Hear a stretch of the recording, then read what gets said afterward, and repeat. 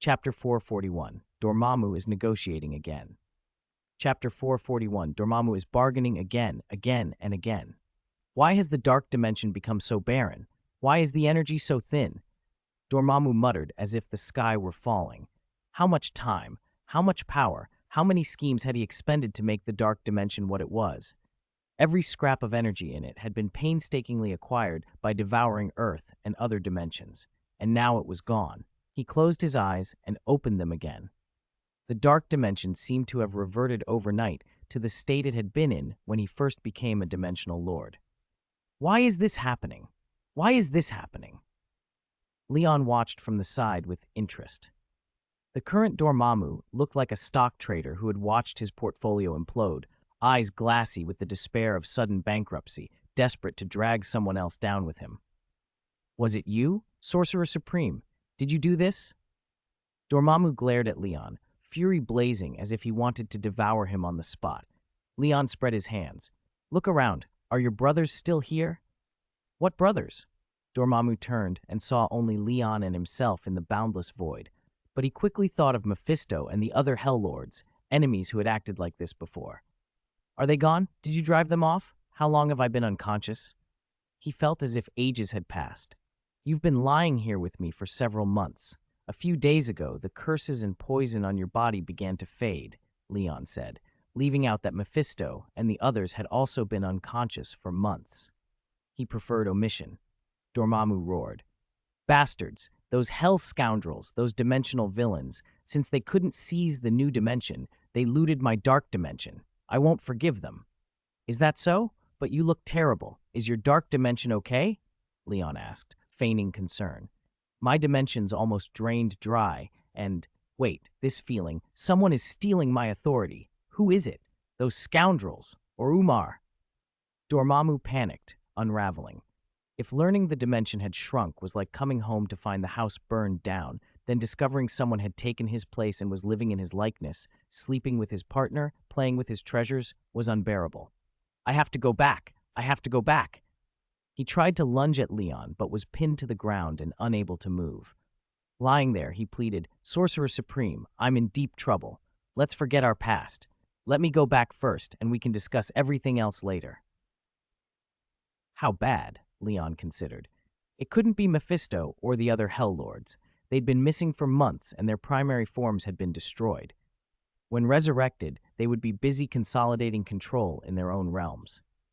The only one likely to seize the mantle of Dark Dimension Lord was Umar, Dormammu's biological sister, expelled with him from the Faltine dimension long ago. Her talent and power rivaled his. Dormammu had always resented her.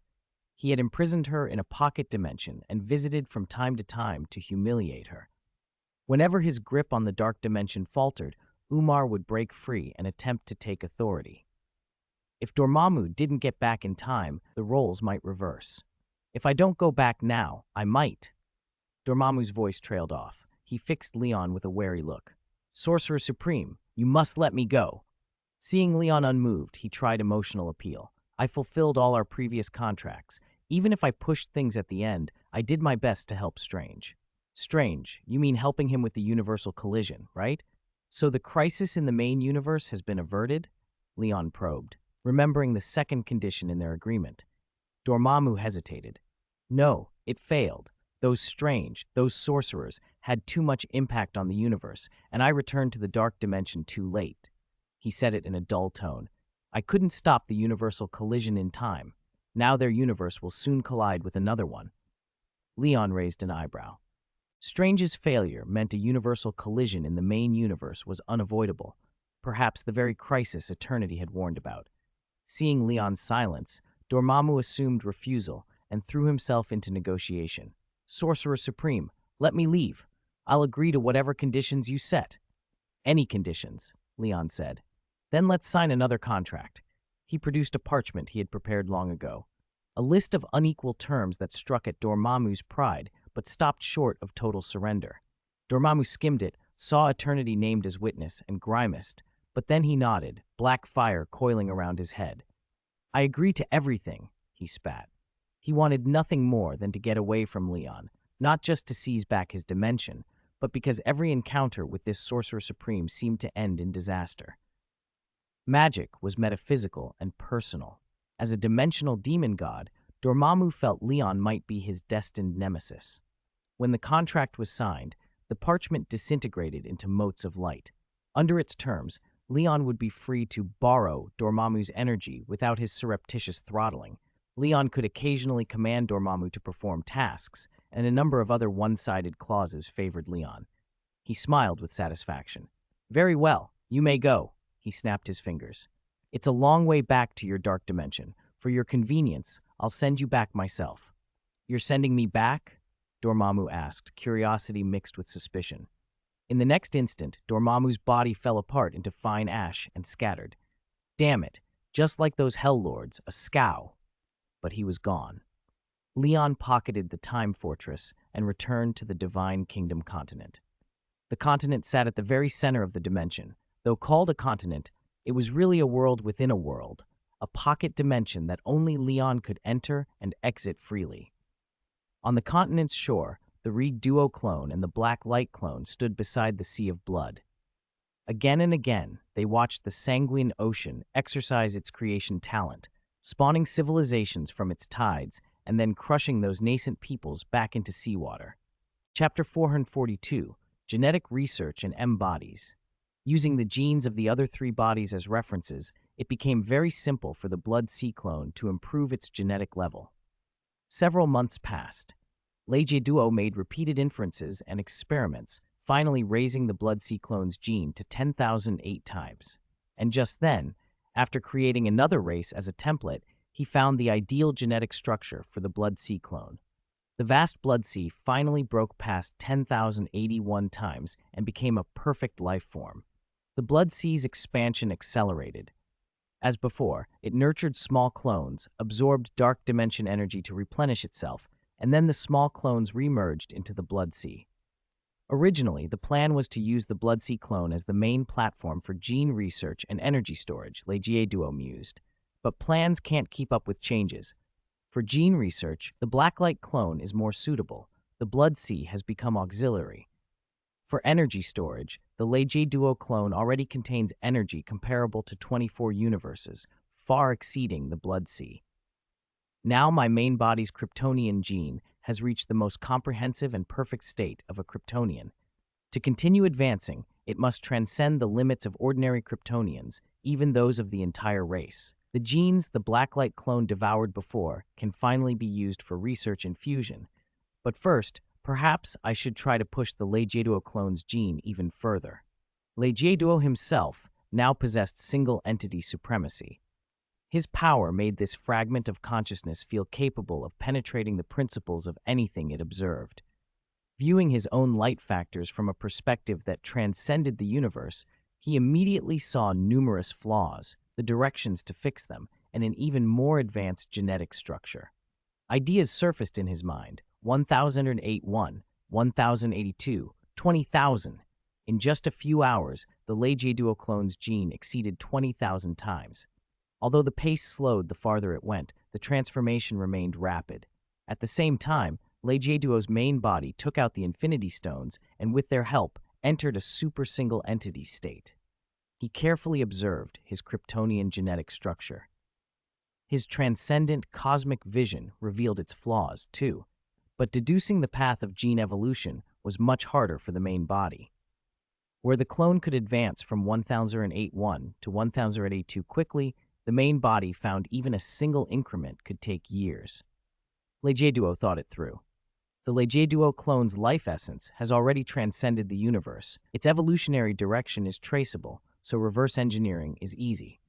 My main body's super singular state, however, is just borrowing external power. The life essence hasn't changed. I can only search for the optimal path among endless possibilities. To shorten the time, I should use a stronger Superman gene as a guide. It looks like I'll have to visit the DC universe. Genes from other creatures can also serve as references.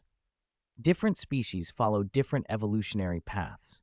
The Leige Duo clone's genetic level far exceeded the main body's, but it could only be a reference. Leige Duo could directly copy the clone's gene template, but after replication, his main body might no longer be Kryptonian. He might shout, "Wash your socks," and the next second become Legier Duo Ultraman. One day later, the Legier Duo clone's gene burst through to 30,000 Ks. His 90,000-kilometer tall body began to swell, drawing in vast amounts of dark dimension energy. 90,000 kilometers, 100,000 kilometers, then 1,000,000 kilometers. Legier Duo stood like a stack of 100 Earths. After breaking the perfect gene, there are 4 more stages of gene evolution: 30,000 TeVs, 60,000 TeVs, 90,000 TeVs, and 100,000 TeVs, he analyzed. The Legier Duo clone has reached the first 30,000 time, at which the body height increases tenfold and can reach an upper limit of 1,000,000 kilometers. The larger the body, the more energy it stores, and the more resilient it is in combat. Unfortunately, even with increased volume, the extra energy reserves still fall far short of what a conceptual entity possesses. There's no rush for the Legier Duo clone's gene evolution. Once I become a true conceptual entity, I can create M-bodies. I'll first create a batch of clones and then continue genetic research with the main clone. In Marvel, to create an M-body, one must enter the mysterious M-dimension. Legier Duo projected his consciousness into the M-dimension through the Legier Duo clone and began creating M-bodies according to the required procedures. Each M-body required him to invest a portion of his power. The amount could be chosen freely. Creating an M-body at super single entity level would severely weaken the Legier Duo clone. So considering that most universes didn't require that much power, Legier Duo limited each M-body's strength to planet busting to galaxy busting, roughly Skyfather level. As M-bodies were created one after another, Legier Duo discovered he could choose how to manage them, either control each M-body directly with his own consciousness, or let them act autonomously under conceptual hosting, guided by the concepts of justice and order. Naturally, he chose direct control. His will was strong, and he didn't need a hosting program. But as the number of M-bodies climbed, Legier Duo began to feel strained. When the number hit 1,000,000, he had to stop. 1,000,000 perspectives. My goodness, I feel like I'm going crazy. He adapted. For now, 1,000,000 is enough. Any more and my operations controlling the M-bodies will become very clumsy. Under the Legier Duo clone's nourishment and its super singular strength, Legier Duo's will and soul power rose every day. Still, simultaneously controlling 1,000,000 bodies and viewpoints was a huge challenge. It was like someone who writes beautifully with one hand, but makes a mess trying to write with both at once. If he kept increasing the number of M-bodies, he might start making fatal mistakes in combat, intending to fire Spark Legend at an enemy and instead hitting a random planet. He set 1,000,000 Legier Duo M-bodies before him and looked back through 1,000,000 perspectives. It's weirdly creepy, he joked. I feel like a dragonfly or some other compound-eyed creature. Legier Duo used the God Kingdom to coordinate with various Earth dimensions to prepare teleporting the M-bodies in, but very quickly he was stopped, either by the Ancient One, Doctor Strange, or Wong. Chapter 443. Zhang Guai is stealing energy? Unknown dimensional demon god, perhaps you've lost your way, the Ancient One said gently, hands clasped behind her back. Leave this place at once. Doctor Strange commanded, manipulating the time stone. Wait, what are you going to do? No matter what you want, you won't be allowed into our dimension. Old Wong warned, distrust thick in his voice. Oh no, he'd become a dimensional demon god. Legier Duo realized anew how different things were now. Before, no matter how he traversed the multiverse, there had been little to stop him. But now he truly was a dimensional demon god. For beings like him to grow more powerful, the common routes were deceit, theft, or outright seizure of other dimensions. Planets like Earth were particularly attractive. The magic array the Vishanti had left on Earth had proven extremely effective against dimensional demon gods in the past. Legier Duo had relied on it when repelling others. Now, however, he was the one being blocked, and only then did he learn more about its secrets.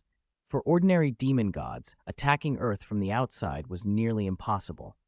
Legier Duo, however, was not ordinary.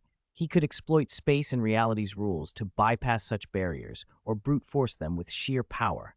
Yet this time he was stopped. He decided it was better to be upfront. There was another advantage. He wasn't just a dimensional demon god. He was an abstract entity.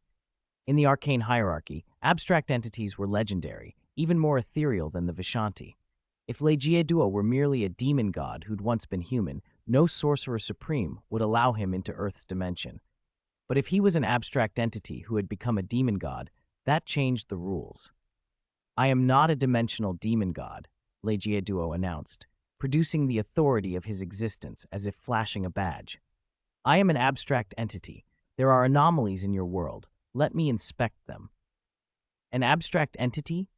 The Ancient One on One Earth blinked, then, after sensing Duo's life form, removed the defensive magic array's block for him. "Please come in and explain, honored sir." In another universe, Strange asked the same question, then studied the being behind the barrier for a long moment. Quietly, he turned to Wong. "What is an abstract entity? Is that Dormammu's nickname?" In the adjacent universe, the Sorcerer Supreme Wong fingered his chin. "Abstract entity? I feel like I've seen that somewhere. Wait for me. I'll go look it up. I even took notes." Wong bustled off toward the library. Meanwhile, 1 million of Duo's embodies slipped into 1 million Earth dimensions in 1 million different forms. Some entered as polite tea guests for versions of the Ancient One. Some were nearly tricked into taking the mantle of Sorcerer Supreme. The more experienced Duo, naturally, drank his tea and departed. Others, rebuffed by a perplexed Strange, had to integrate into space and tunnel into the Earth dimension themselves. And others still.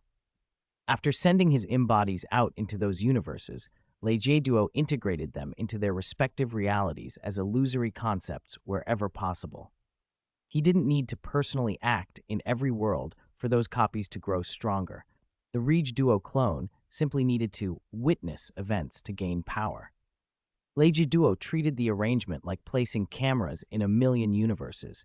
His ordinary life remained largely unaffected. Because the Duo clone was aligned with light, he also left a mechanism. Whenever someone in one of those universes harbored a heart of justice or a faith in the light that could reach him, he would grant power. Whether that power took the form of a cosmic, justice-fueled champion like Ultraman or required his direct intervention depended on the specifics. Duo's main body avoided too much interference with other universes to prevent dangerous entanglement and collision. But as an abstract entity, he was nevertheless outside the usual restrictions of single universes. Back in the God Realm dimension, having split off 1 million portions of power, the Duo clone, slightly weakened, continued to study its own genetics. Duo's main body gathered the Black Light clone and prepared to return to his own universe. Once his internal world had evolved into a God Realm, it became fixed, no longer following him. When he advanced to the next stage, that God Realm would mature into a small universe, siphoning energy from the void to replenish him. He would no longer be able to carry an internal world around. Fortunately, he had already created enough world rings. He would not run out. Duo placed the Black Light clone and the Infinity Stones into a world ring, planning to use a world as a carrier for the stones, much as he had before. Before departing, he merged his consciousness with the God Realm dimension to inspect everything within. "It's difficult to believe such a large, unowned dimension could exist inside the realm of Split," he muttered. Months had passed since his discovery of the God Realm dimension, but he still marveled at it. Then something caught his attention. Unlike his previous full-dimension surveys, this time he discovered numerous spatial passages in corners of the dimension. These passages are siphoning the dimension's power to the other side. The other side is... Duo probed, perplexed, and then his expression twisted into something like recognition. Is it Earth? Could it be that the Ancient One from other worlds was borrowing power from him? Only the Ancient One of Kamartaj would quietly take energy like that without intending to pay, right? Ancient One, oh Ancient One. Lei shook his head in annoyance. He secretly resolved that after he returned, he'd force Ancient One to be the gatekeeper at the Supreme Mage Academy and recite the Wi-Fi password. Because the God Realm allowed him vast control over the dimension, with a thought Duo leveled the spatial passages, cutting off what he saw as a shameful energy theft. What he didn't know was that Ancient One hadn't been stealing energy at all. The instant he severed those passages across the movie Multiverse, many individuals, some in casual clothes, some in yellow uniforms, simultaneously lost the power of a million stars and reverted from superheroes to ordinary mortals. Only in a few universes, like the movie's main universe, did those connected to other sources remain powered. For example, the man known as Sentinel, who wasn't tied to Leguo's dimension, kept his abilities. Leguo fumed, determined to watch Ancient One. I need to keep an eye on her. If she steals again, I'll find her and make her answer for it. His consciousness still merged with the dimension. He noticed intruders approaching from outside. Someone is trying to enter the dimension? He probed the incoming signatures. A tall figure, a purple helmet that looked like a toilet seat. Could it be that the Devourer of Worlds had arrived? Chapter 444, Feeding the Devourer of Worlds. The colossal form of the Devourer of Worlds loomed outside the dimension. Beside him stood the far smaller Golan, cupping her hands around her mouth as she shouted, "Leon, help! Dad's delirious with hunger. If he doesn't eat soon, he'll bolt for Earth." Leon had already strengthened the dimension's outer defenses, so Golan could not force her father's hand. All she could do was pace anxiously. Galactus looked ravaged. The helmet that covered most of his face could not hide the exhaustion in his posture. It was the look of someone trying to keep going while starving, a look Leon believed could not be faked. If Galactus were a normal being, Leon thought, he would have gobbled any scrap of food offered him. Leon opened a passage through dimension energy and gestured. "Ah, Leon heard us! Quick, quick! Come on, Dad!" Golan hurried her father through. No sooner had the Devourer of Worlds stepped inside than he activated a universe-wide sensor, locking onto the swirling galaxy beneath the continent of the God Realm dimension. "Life energy! Massive living planets!" His voice rumbled, his eyes flaring a hungry red like a starving predator. Normally, he would need his heralds to pinpoint such worlds, but the God Realm dimension was so vast and densely packed that his senses flooded with possibilities. The urge to feed gnawed at him. Golan threw herself between him and the windowed vista. "No," she cried, arms spread, purple eyes wide. "We agreed before we came. No eating living planets." Her face was deadly serious, the kind of look that meant she truly would never speak to him again if he disobeyed. Galactus fixed his crimson gaze on his daughter, who could fit within the span of his nostril, and despite his hunger, relaxed his clenched fists. "We devour the universe not merely for hunger," he said patiently. "We are its entropy. Devouring planets is part of the cycle." "That's wrong," Golan snapped. "Devouring planets destroys civilizations." "It is sometimes a responsibility, not a choice," he replied softly. Before their argument could escalate, one of Leon's clones, his Rege Duo clone, appeared beside them. "Whether this is about choice or conscience," the clone said, "those planets below aren't part of your cycle. Take your debate elsewhere. Don't scare the lives living down there." Golan brightened and began to plead. Dad is extremely hungry right now. Could you?" She shrank inward, suddenly embarrassed, as if a chorus of imagined critics were shouting that she was taking advantage. She hid her face and faltered, unable to finish the request. Galactus cleared his throat and addressed Leon directly. "Are you a newly born conceptual entity? We have not met." Leon nodded. "Yes, recently. Then perhaps you do not yet understand me." Galactus braced to explain who he was, but Leon cut him off with a flat shake of the head. "Galactus, of course I know you, and why you came." Galactus's voice carried a note of relief. "You know Eternity?" "Eternity helped me," Leon said. "You and Eternity occupy similar orders. Since Eternity aided me, I will help you." He remembered how, in other stories and meetings of cosmic entities, Galactus and Eternity stood as peers. Such encounters could be rare and final. He did not intend to waste the opportunity. "Then thank you," Galactus said, bowed in the way of an ancient being. "So you have a large reserve of life energy?" Leon gave no needless words. In his current form, the Reg Duo clone, he simply opened his palm and sent a ball of light toward the Devourer of Worlds. It was far more than the morsel Golan had been able to provide. Galactus caught it and absorbed the energy in a few breaths. His eyes closed. A hint of surprise slid into appreciation. Rather than devouring it like a starving beast, he took it with the manners of a noble offered an unexpected feast, settling, smoothing his sleeves, and savoring slowly. Golan, finally relieved by the sight, peered up at her father. How is it? I told you it was good. Are you full? Galactus opened his eyes and looked at her with a tired, fond expression. Still hungry, he admitted, but I feel better. The hunger cannot be entirely sated. That has been the rule since the beginning of the universe. Yet what you gave was ample. Hunger sometimes unmans me. You have done me great service, young conceptual entity. Leon inclined his head. To be honest, I expected your appetite to be far greater. I was ready to be eaten out of house and home. Galactus let out a low, amused rumble. Perhaps next time I will eat you out of house and home. He sounded playful, the hunger eased enough for teasing. But I still must devour life planets, he added, his tone sobering. It is the responsibility the universe gave me, part of the cosmic energy cycle. Chapter 445, Return to Earth. The duties of the Devourer of Worlds sounded a lot like the Celestials. The Marvel Universe had representatives for almost every cosmic office, an enormous, slightly bloated administrative machine. Legia Duo could now be counted among its members, and he had profited handsomely. He had no complaints. After helping the Devourer of Worlds escape starvation, Legia Duo even received a small feedback of power on the spot. Small relative to the Reg Duo clone's current strength, but every bit helped. He was glad to do it. If you ever get hungry again, come find me, he told the Devourer. The Devourer of Worlds looked at him solemnly. I will. Thank you, my newborn brother, the embodiment of justice and order.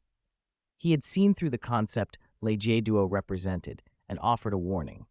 Your potential is great. Grow stronger your own way, and quickly. Many universes are being destroyed one after another by various crises. Even I have nearly lost control. Soon there will be a crisis that affects the entire multiverse. Be ready. Like eternity, the Devourer gave a gentle reminder. Legia Duo thought to himself that these cosmic beings were more like riddlers than straightforward informants. Do you know what the crisis will be? He asked. The Devourer shook his head. No, I don't. I may even be part of it.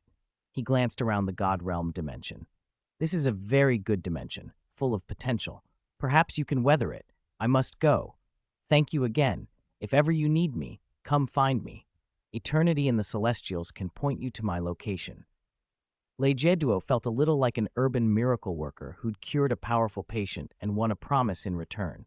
In city stories, that favor usually gets called in later. Except here, it might well be the Devourer of Worlds who comes calling. He opened a passage for the Devourer and Galen. The Devourer nodded and flew out. Let's go, Galen. Galen looked back 3 times, gazing at Legia Duo with longing like a child staring at a cream cake. Both the Devourer and Legia Duo noticed. The Devourer hesitated. He thought Galen might be better off staying, safe and never hungry. He glanced questioningly at Legia Duo. Legia Duo considered, then said, Galen, those snails, stone people, and the others miss you. Do you want to stay for a few days? Really? Yes. Galen's face lit up and she straightened, embarrassed at her earlier display. I mean, I miss them too. Can I stay for a little while? Is that okay? She watched Legia Duo like a kitten. He tilted his head. I don't see a reason to refuse. Really? That's great. Legia Duo, you're amazing. Galen leaped up, her black hair rippling. Both he and the Devourer smiled. If I remember right, after you absorb a lot of energy, you can create stars, right? Legia Duo replied. In exchange, Galen, I'll keep you fed. You help me expand the dimension. Deal?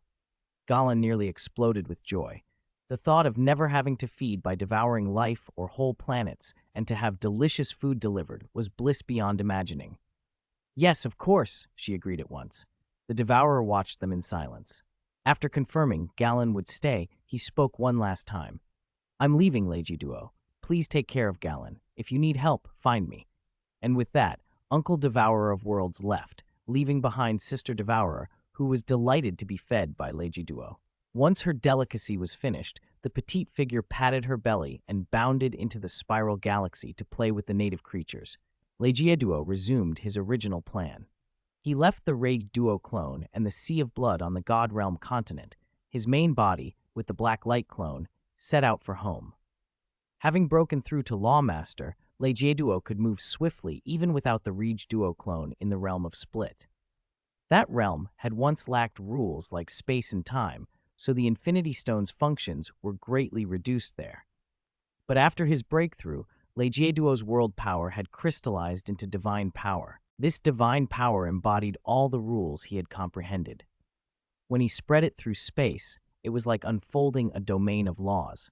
Within it, he could suppress the external environment and impose the rules he controlled. Because the 6-gem rules represented the skeleton of a universe, at sufficient energy, Duo could craft a rudimentary universe with a single thought. Within his domain, he could construct an illusory proto-universe to overwhelm enemies. Don't assume his damage was limited to 1,000,000 light-years. Within that field, he could use the 6 rules to wield powers comparable to the Infinity Stones. In the Marvel universe, Duo already possessed full Infinity Stones, so the ability felt a little redundant, but when crossing into other worlds where the stone's effects faded, this skill kept his strength from being limited by foreign rules. Becoming a lawmaster is much more convenient, he thought. His divine power fanned out, carrying the colors and motifs of the 6-gem rules. With that vivid, law-constructed domain, he forced an illusory rudimentary universe into the rule-free realm of Split.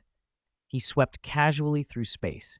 The spatial rules inside the illusion activated and punched through the barrier between the realm of Split and the outer dimensions. Duo slipped through a spatial rift, repeating the process in the outer dimensions. In seconds, he was back in the Earth dimension, without even setting off the Vishanti's defensive array.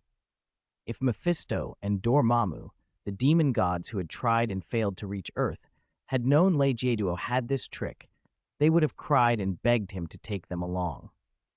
The moment he returned to Earth, the 6 Infinity Stones there resumed normal operation.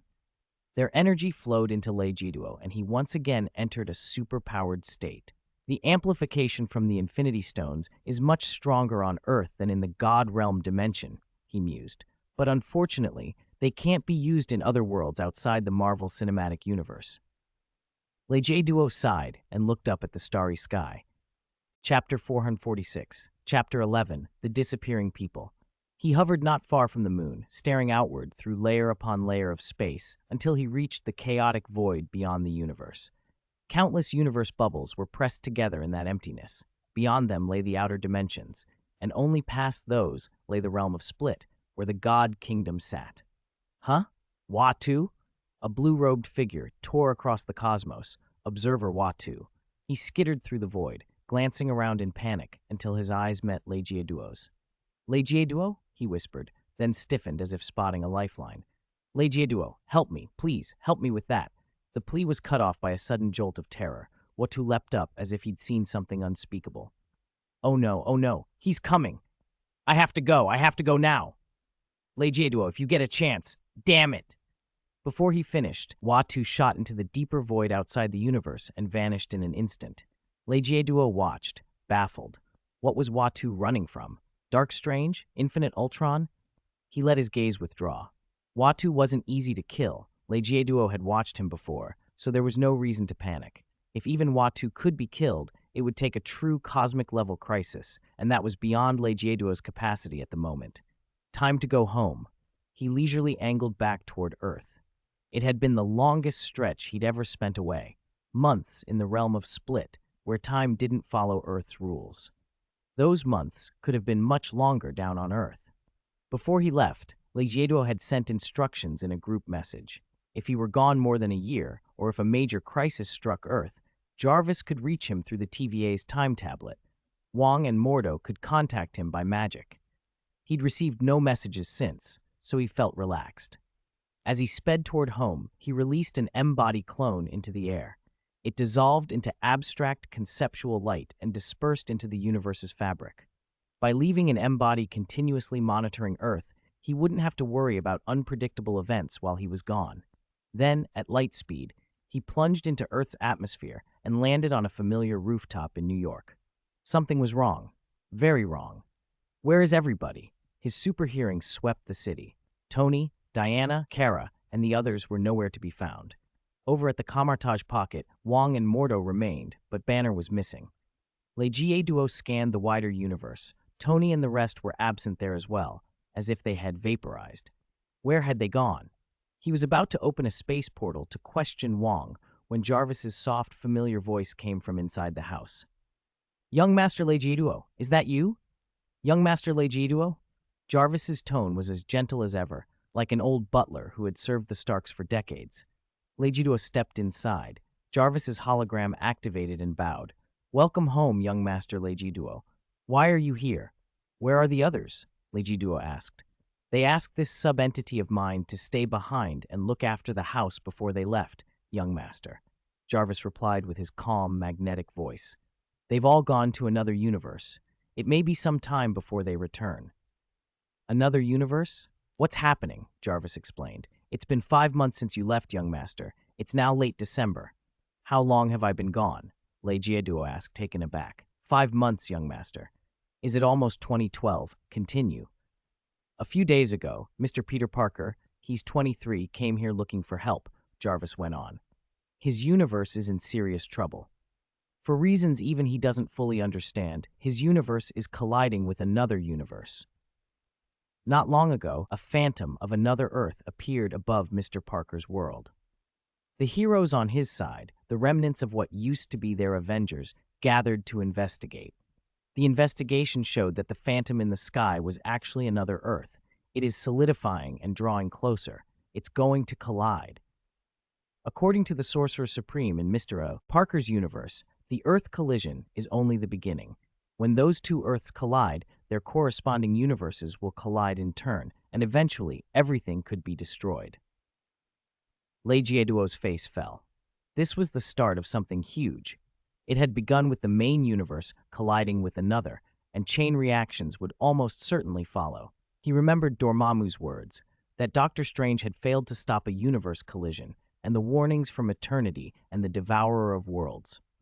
Everything pointed to the present. Is this collision caused by Doctor Strange's reckless travels through the multiverse? Legiduo asked, frowning. Yes, young Master. Your deduction is entirely correct, Jarvis said, a little surprised. According to the heroes in Mr. Parker's universe, the crisis was caused by Mr. Strange. Mr. Parker also believes he played a part. He admits he messed up something big beforehand. But honestly, Mr. Parker is just a well-meaning neighbor. How much harm could he have done? I recommend we keep a close eye on Mr. Strange here as well. Don't worry, Wong has been watching him. Legiduo listened as Jarvis continued. Mr. Parker hoped you could go and take a look, young Master, but you were absent, so Mr. Stark volunteered. If the situation turned bad, Mr. Bay Stark said he would contact you urgently while in that world. Jarvis projected the scene, Tony leading a group of Avengers, stepping through a space-time portal alongside Peter Parker. The image left Legiduo with a bad feeling. He rubbed his chin. I'll go and take a look too. Chapter 447, Captain America in the Main Universe. 2 days earlier, the Avengers held an online meeting. Everyone gathered in a virtual world specially created by Stark Industries, a completely white room set up like a conference hall. Tony introduced the newcomer to the group. Okay, here's the situation, Tony began, sitting halfway down the long table with one leg propped on the floor. Our universe, ours, as far as the Time Variance Authority is concerned, has been designated a branch universe. Now the main universe is colliding with another universe, and Peter came to us for help. Peter, still shy and awkward, hesitated, then greeted them. Hi, everyone. It's nice to meet you. Well, actually, you're all meeting me for the first time, but back home we all know each other pretty well. Keeping a sunny smile, he leaned toward Tony and whispered, Mr. Stark, didn't you say you were bringing me to find Leon? Where is Leon? By the way, your virtual world is amazing. Though he spoke softly, the virtual conference room made it feel like a face-to-face conversation. Everyone could hear him clearly. On the left side of the table, the younger Captain America frowned. Tony, you should listen to this kid and go find Superman first. I don't know what a world collision is, but it sounds serious. That's not a good choice, Cap, Tony replied. Leon told us before he left that he's undergoing a very important transformation. So we should try to handle the collision ourselves and not disturb him. Diana and the others on the right side of the table thought it over and agreed. Leon had warned them this time's work was crucial. Peter's smile faded. What? Leon isn't on Earth? Panic crept in. Oh no, if we don't fix the collision quickly, the Time Variance Authority might notice. Agent Carter tapped the table with a pen. The Time Variance Authority? Why didn't you tell them about the situation? I can't. Peter ran his hands through his hair. If they can't fix the collision, they might use the Time Crusher to destroy one of the worlds. So I have to solve everything before they find out. Young Cap looked incredulous. Destroy a world? That organization is worse than Hydra? No, old Captain America said, his expression grim. They're worse than Thanos. Carter turned to Tony. Tony, we need Leon. It's not time yet, Tony said, shaking his head. Unless the multiverse itself is threatened, the Time Variance Authority won't destroy a world. They act like the immune system for countless universes, Tony continued. When a body has an infection, white blood cells kill the virus, but they can damage normal cells too. A collision between two universes is like a small cut on a finger. At most, the TVA will send their anchor point team to help. They won't overreact. Tony spoke as if he knew the TVA's inner workings. Peter stared at him in surprise. Really? Maybe I overreacted. Banner scratched his head. So they're actually a benevolent organization. Tony, where are you getting all this? Jarvis's subbody is the monitoring intelligence for the Time Variance Authority, Tony said. All eyes turned to Jarvis. The AI, its casing a cinnabar red, nodded. Mr. Stark is correct. Peter exhaled in relief. So the TVA won't just destroy my world? Right, Jarvis said. But Mr. Stark missed one thing. Mr. Parker's universe is the main universe. It has special importance to the TVA. They will not destroy that universe under any circumstances, but if the collision can't be resolved and the main universe faces destruction, the TVA could step in and destroy the other universe to save the main universe. Everyone's faces changed. Diana stood up. Then what are we waiting for? We have to go now. Investigate everything before we even consider telling Leon. And, she added slowly, Leon is in a critical state. If possible, we shouldn't disturb him. Tony nodded. Exactly. Leon's Athena is right. Diana and Wanda shot Tony a look. Are you sure we can intervene? Wanda asked. Doctor, Strange's interference caused a collision before. Could we repeat that mistake? Don't worry, Tony said. I confirmed with Peter. During a world collision, the worlds involved won't be affected by outside universes. Even if we went over and blew up Earth, it wouldn't have adverse ripple effects. That's in the TVA archives. Peter nodded eagerly, exactly what he wanted to hear. Young Cap stood. No one is blowing up another Earth. That's billions of lives. Cap, it was just an example, Tony said, exasperated. Were Brooklyn schools 70 years ago deficient in grammar? Cap crossed his arms. I know it was an example, but we need to be clear. We won't destroy another world. I can guarantee no one here intends to kill anyone, Tony said. The younger and older Captain Americas exchanged looks. Cap nodded. Tony smiled, turned to Peter, and clapped his hands. All right, kid, open the portal and let the Avengers go. Put a steering wheel on your world. An orange-yellow space-time portal opened. The Avengers filed through. In the 6116 main universe, the Marvel 199999, in 2025, the Avengers had long since disbanded. As the other Earth grew larger and clearer in the sky, heroes gathered across the globe. Peter guided the Avengers to 177 Bleecker Street, the Camartage, New York sanctum. Banner rubbed his hands. This place looks familiar. So all the heroes are gathered here? Pretty much, Peter said. After that phantom Earth appeared in the sky, Stephen summoned New York's heroes. Peter explained awkwardly. Actually, he mostly called for Captain America and Ant-Man. I came because I had a flash of inspiration. In this main universe, nobody remembered Peter Parker was Spider-Man. Strange and many others had even forgotten who Peter Parker was. Peter had shown up on his own to overhear their meeting and try to drum up help. They all regarded him as a friendly neighborhood hero and didn't take his more unusual claims too seriously. Your arrival might be a bit alarming, Peter said, one hand on the doorknob as he prepared to knock. I'll go in and say hello first. Everyone nodded. They were strangers in a strange place and would follow Peter's lead. The door swung open with a bang. A black man in the white and blue Captain America uniform yanked the door wide, and Peter nearly stumbled back. Spider-Man, where have you been? Stephen said you were at the door.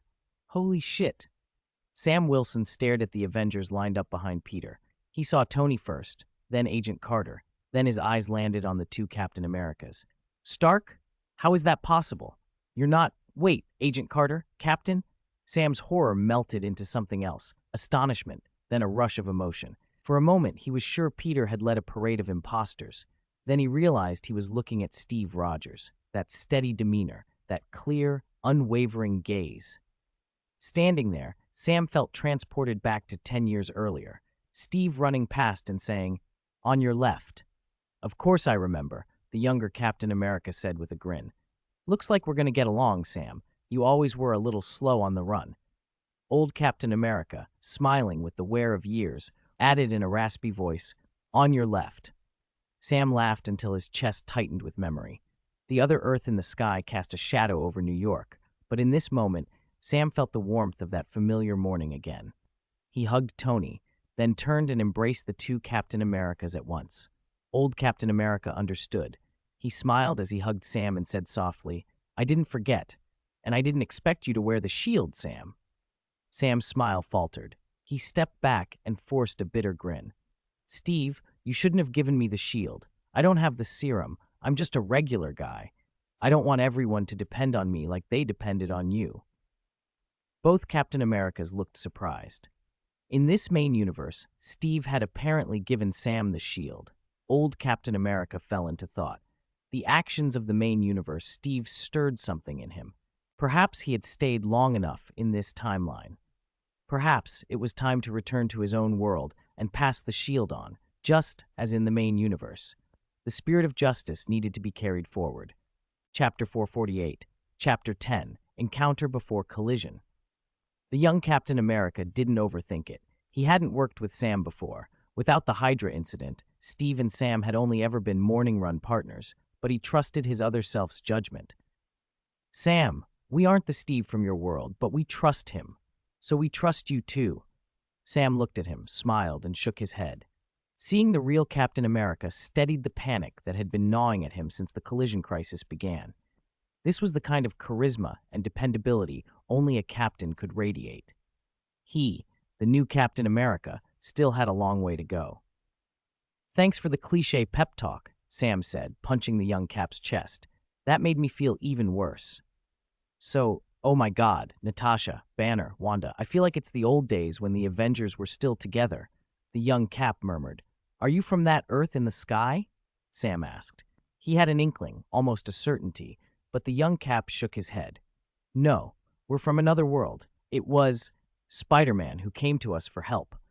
Holland's Spider-Man frantically waved from the side, trying not to give himself away. Sam paused, then looked at the younger Spider. "You can travel between worlds?" Well, maybe let's go inside first, yeah?" Holland's Spider-Man tugged Tony toward the sanctum. Sam reacted and let everyone in. The sanctum was filled with heroes, and their reactions mirrored Sam's initial disbelief. After the shock wore off and explanations were exchanged, people began to understand one another. Tony and Jarvis drifted to a corner. "Jarvis, check the status of Stark Industries in this universe. Look into Pepper and Morgan," Tony said quietly. "Yes, sir. The lady of the house and the young lady, both are doing fairly well, but Mrs. Potts is under considerable pressure," Jarvis replied. A cold light flashed across Tony's face. Even without a full report, he could imagine the danger Pepper faced.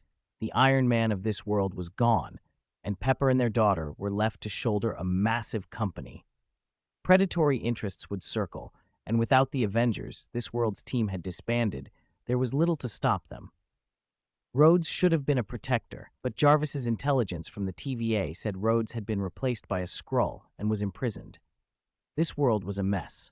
Tony's annoyance flared, not simply empathy for another version of himself, but protectiveness for a Pepper and Morgan who reminded him of his own. "Jarvis, leave things here to us. Go handle this using less obvious Iron Man methods," Tony said in a low voice. "Yes, sir." Jarvis bowed, already having begun to act as he gathered intel. Now with Tony's directive, he could operate with greater confidence. He blurred and floated back through the sanctum's wall. Upstairs, by a wall lined with books, Banner looked bewildered. "You are General Ross, and you are Blonsky?" he asked. Two familiar faces lounged on a leather sofa, sipping tea. The general who had hunted Banner and been Betty Ross's father, and the super soldier who had once become the Abomination. Ross's hair was white. Blonsky's had gray, too. They looked at Banner with complicated expressions. Don't be nervous, Banner, Ross said with a sigh. We don't have a bounty on you in this world anymore. I used to do a lot of stupid things, Ross added, but for Betty, I'm trying to be better. He set down his cup, pulled over a chair, and gestured for Banner to sit. When you go back, I'll record a message for your Ross. See if that helps convince him. Banner, equally moved and disoriented, sat down. Thank you, General. Honestly, you've changed a lot. Ross had shaved off his beard and softened. Banner was tempted. In our world, Betty and I are getting serious. We're about to get engaged. We just need your blessing. At Tony's earlier prompt, Banner's marriage plans had suddenly moved forward. How to win General Ross's approval had been the thorn in their side. Ross had been so furious at the idea that he'd had a heart attack and landed in the ICU. Ross's eyes widened. Blonsky's did too. You, marriage? Ross sputtered. You, Hulk, getting married? Banner rubbed his hands and grinned sheepishly. I haven't proposed yet, but we're serious. What did you say, you brat? Ross began rolling up his sleeves as his face flushed and his body seemed to swell, a familiar change. You want to marry my daughter, and you haven't even proposed? Say that again. Now, Mr. President, calm down, Blonsky snapped, holding Ross back. If we make a scene, we'll all end up back in the raft. The raft? Where Nick Fury and Captain Marvel are being held. Banner blinked. What? You put Captain Marvel in the raft? Ross and Blonsky gaped. The three of them stared at one another in a ridiculous tableau. In this universe, Ross had become U.S. President in 2025, and months later, after transforming into Red Hulk and posing a public danger, he had voluntarily imprisoned himself in the raft. To deal with the collision crisis, he had been bailed out by Kamartaj. Blonsky, too, had been bailed out by Wong some time ago. Nearby, Natasha was being mobbed by the main universe's Ms. Marvel and Yelena. Ms. Marvel desperately asked for an autograph. Yelena sniffled and, in classic tsundere fashion, declared it tragic to see her sister again. Another Yelena, one from the S universe, chuckled in a strange, mocking tone. Oh, how tragic. So tragic that someone is not welcome at all. Sam pulled the two Captain Americas and Carter over to meet the Winter Soldier. The younger Captain America was emotional. His Bucky had been killed by Tony in his world, and seeing him alive here was both a relief and a pang. Then Wong's voice carried through the sanctum. Everyone, gather here. It's time to move to the next step. Wong announced. They assembled at the long staircase on the first floor, Strange and Sorcerer Supreme Wong standing at the center. First, thank you, the Avengers from the parallel worlds. Your arrival is vital, Wong said. With both Tony's and the Captain Americas present, even the main universe, Strange felt bolstered. Tony hadn't noticed it yet. His ego reserved its highest displays for one Leon in another timeline. But he did feel a different kind of confidence with all these versions of himself around. Wong grew serious. He raised his hand and conjured images, drawing two Earths closing in on each other. Another Earth is approaching us. A collision is imminent, he explained. You may not know this. Earth sits at the axis of the reality dimension. When two universes approach, their Earths are the first to collide. The moment the Earths touch, the universes begin to merge. We don't yet know the exact condition of the other Earth, Wong said. When Sam piloted a Quinjet to scout earlier, he flew through what looked like the opposite side, only a phantom, so our understanding is incomplete. He held up two fingers. From all the data I've studied, there are basically two ways to resolve a universe collision. One, push the other Earth away so the two worlds pass without impact. Two, destroy one of the Earths completely. A hush fell. We cannot destroy another Earth just to save ours, the young captain stepped forward. Hands on his hips, he looked around with unwavering eyes. Saving the world must be done justly. If we survive by annihilating another world, we'd be no better than Thanos. The older Captain America nodded. Exactly. Sacrificing another universe to save your own is the same kind of atrocity. No one argued. Even self-interested figures like Ross and Blonsky were silent. So our only option is to push the universes apart, someone concluded. Tony crossed his arms. That's not so hard. Do you still have the Infinity Stones intact in your universe? With them, you could shove the worlds apart. Wong shook his head. Our stones were destroyed by Thanos. Then borrow them from another universe. Tony snapped his fingers. Like we did before, he smirked. I can go get the space stone from the 70s. The room went quiet. Faces, especially Scott Lang's, registered shock. Scott had been part of the team that traveled the timelines to gather the Infinity Stones, except that Tony had sacrificed himself in the snap. Chapter 449, Chapter Thanos Reappears. I agree, Ant-Man Scott said, raising his hand. One by one, everyone else raised theirs as well. The Infinity Stones held unimaginable power, enough to restart a universe, and right now they seemed to be the best option. All right, it looks like it's our turn to find the stones this time, Wong said, nodding in agreement. Then let's start with Ant-Man. Wong stopped mid-sentence and stared out through the sanctum's ornate windows. Everyone followed his gaze. Outside, the world shivered almost imperceptibly, like a feather trembling in a breeze, but everyone felt it. Worlds colliding. It started, Dr. Strange said. Having watched silently up to that point, Strange surged through the crowd, the cloak of levitation billowing behind him, and flung open the sanctum's main doors. In the sky above, another Earth's shadow blinked into being. What had been a mental haze until now became physical. The sun was blocked, and vast swathes of the planet were swathed in shadow. The haze had entered reality. That Earth materialized? That's not possible. If they're that close, their gravity should be interfering, Banner exclaimed, eyes upturned. This means there's still an invisible barrier between the two Earths, Tony said, staring at the apparition above them. Right, the barrier between universes. The two universes have begun to come into contact. Strange paced slowly. Before we start borrowing stones from other timelines, we should go investigate that world directly. You're right. But, buddy, I heard you were the circus performer who caused this crisis? Tony squinted at Strange. No, that's actually... Well, yes, Strange tried to explain and then gave up. He had already confessed much of what he'd done and been criticized for it, but he no longer cared about the judgment. He looked up and absently touched the lines on his forehead, his third eye, the Eye of Agamotto. Through it he had seen a solution. The summoning spell in the Darkhold could call the legendary ancient Loki, Shumagorath, and command it to devour worlds. If the Avengers fail, both universes could be destroyed, and then perhaps only I could bear that sin. His eyes reflected the other Earth. In Strange's vision, the planet took on monstrous, many-eyed form and sprouted writhing tentacles, Shumagorath made cosmic. Having fought to prevent world collisions in the dark dimension before, Strange understood how infinitesimal a single person is against threats of that scale. To prevent the worst, he might have to abandon his humanity and go to extremes. He glanced at America Chavez among the assembled heroes, the girl who could open portals through the multiverse. When Strange had traveled the multiverse with her to escape Wanda, he'd seen many alternate versions of himself. Many had gone to extremes and caused tragedies. He had used those visions as warnings to keep himself grounded. Still, now faced with a truly insurmountable crisis, he recognized that extreme action might not be a choice, but the only option. Boom! The sound of jet engines filled the air. Those among the Avengers who could fly and survive in space, Tony, Diana, Kara, and others, had already launched into the sky. The rest, led by Wong, ran for the Sanctum's portal to the Thunderbolt's base. Several Quinjets sat parked there, capable of interstellar travel. A few took off. Can anyone reach Sentinel? Where is he with something this big?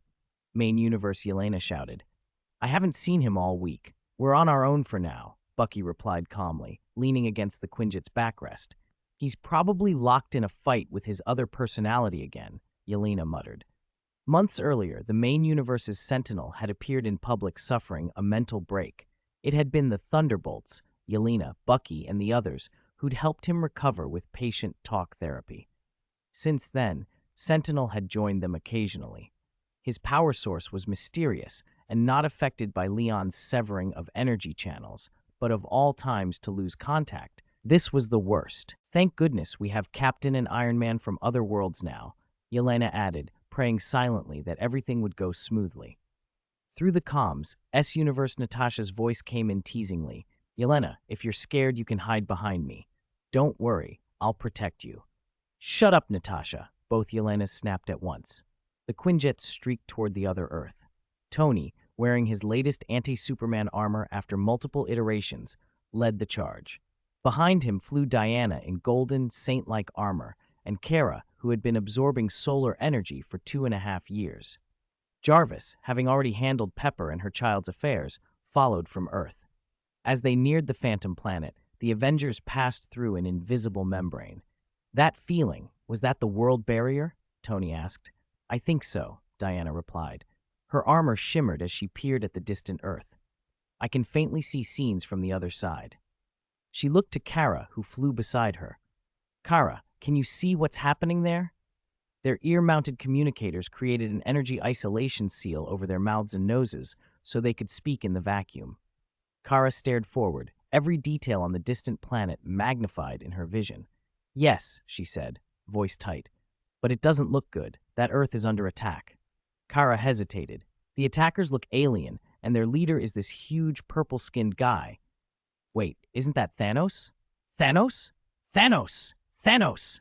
A chorus of shocked voices filled the channel. First confusion, then fear, then a ripple of grimly excited realization. Thanos is on the opposite Earth? Doesn't that mean the other side is where the endgame happens? Chapter 450. Great chapter. It's Thanos. We are saved. The shadow Thanos cast still hung over everyone in the main universe.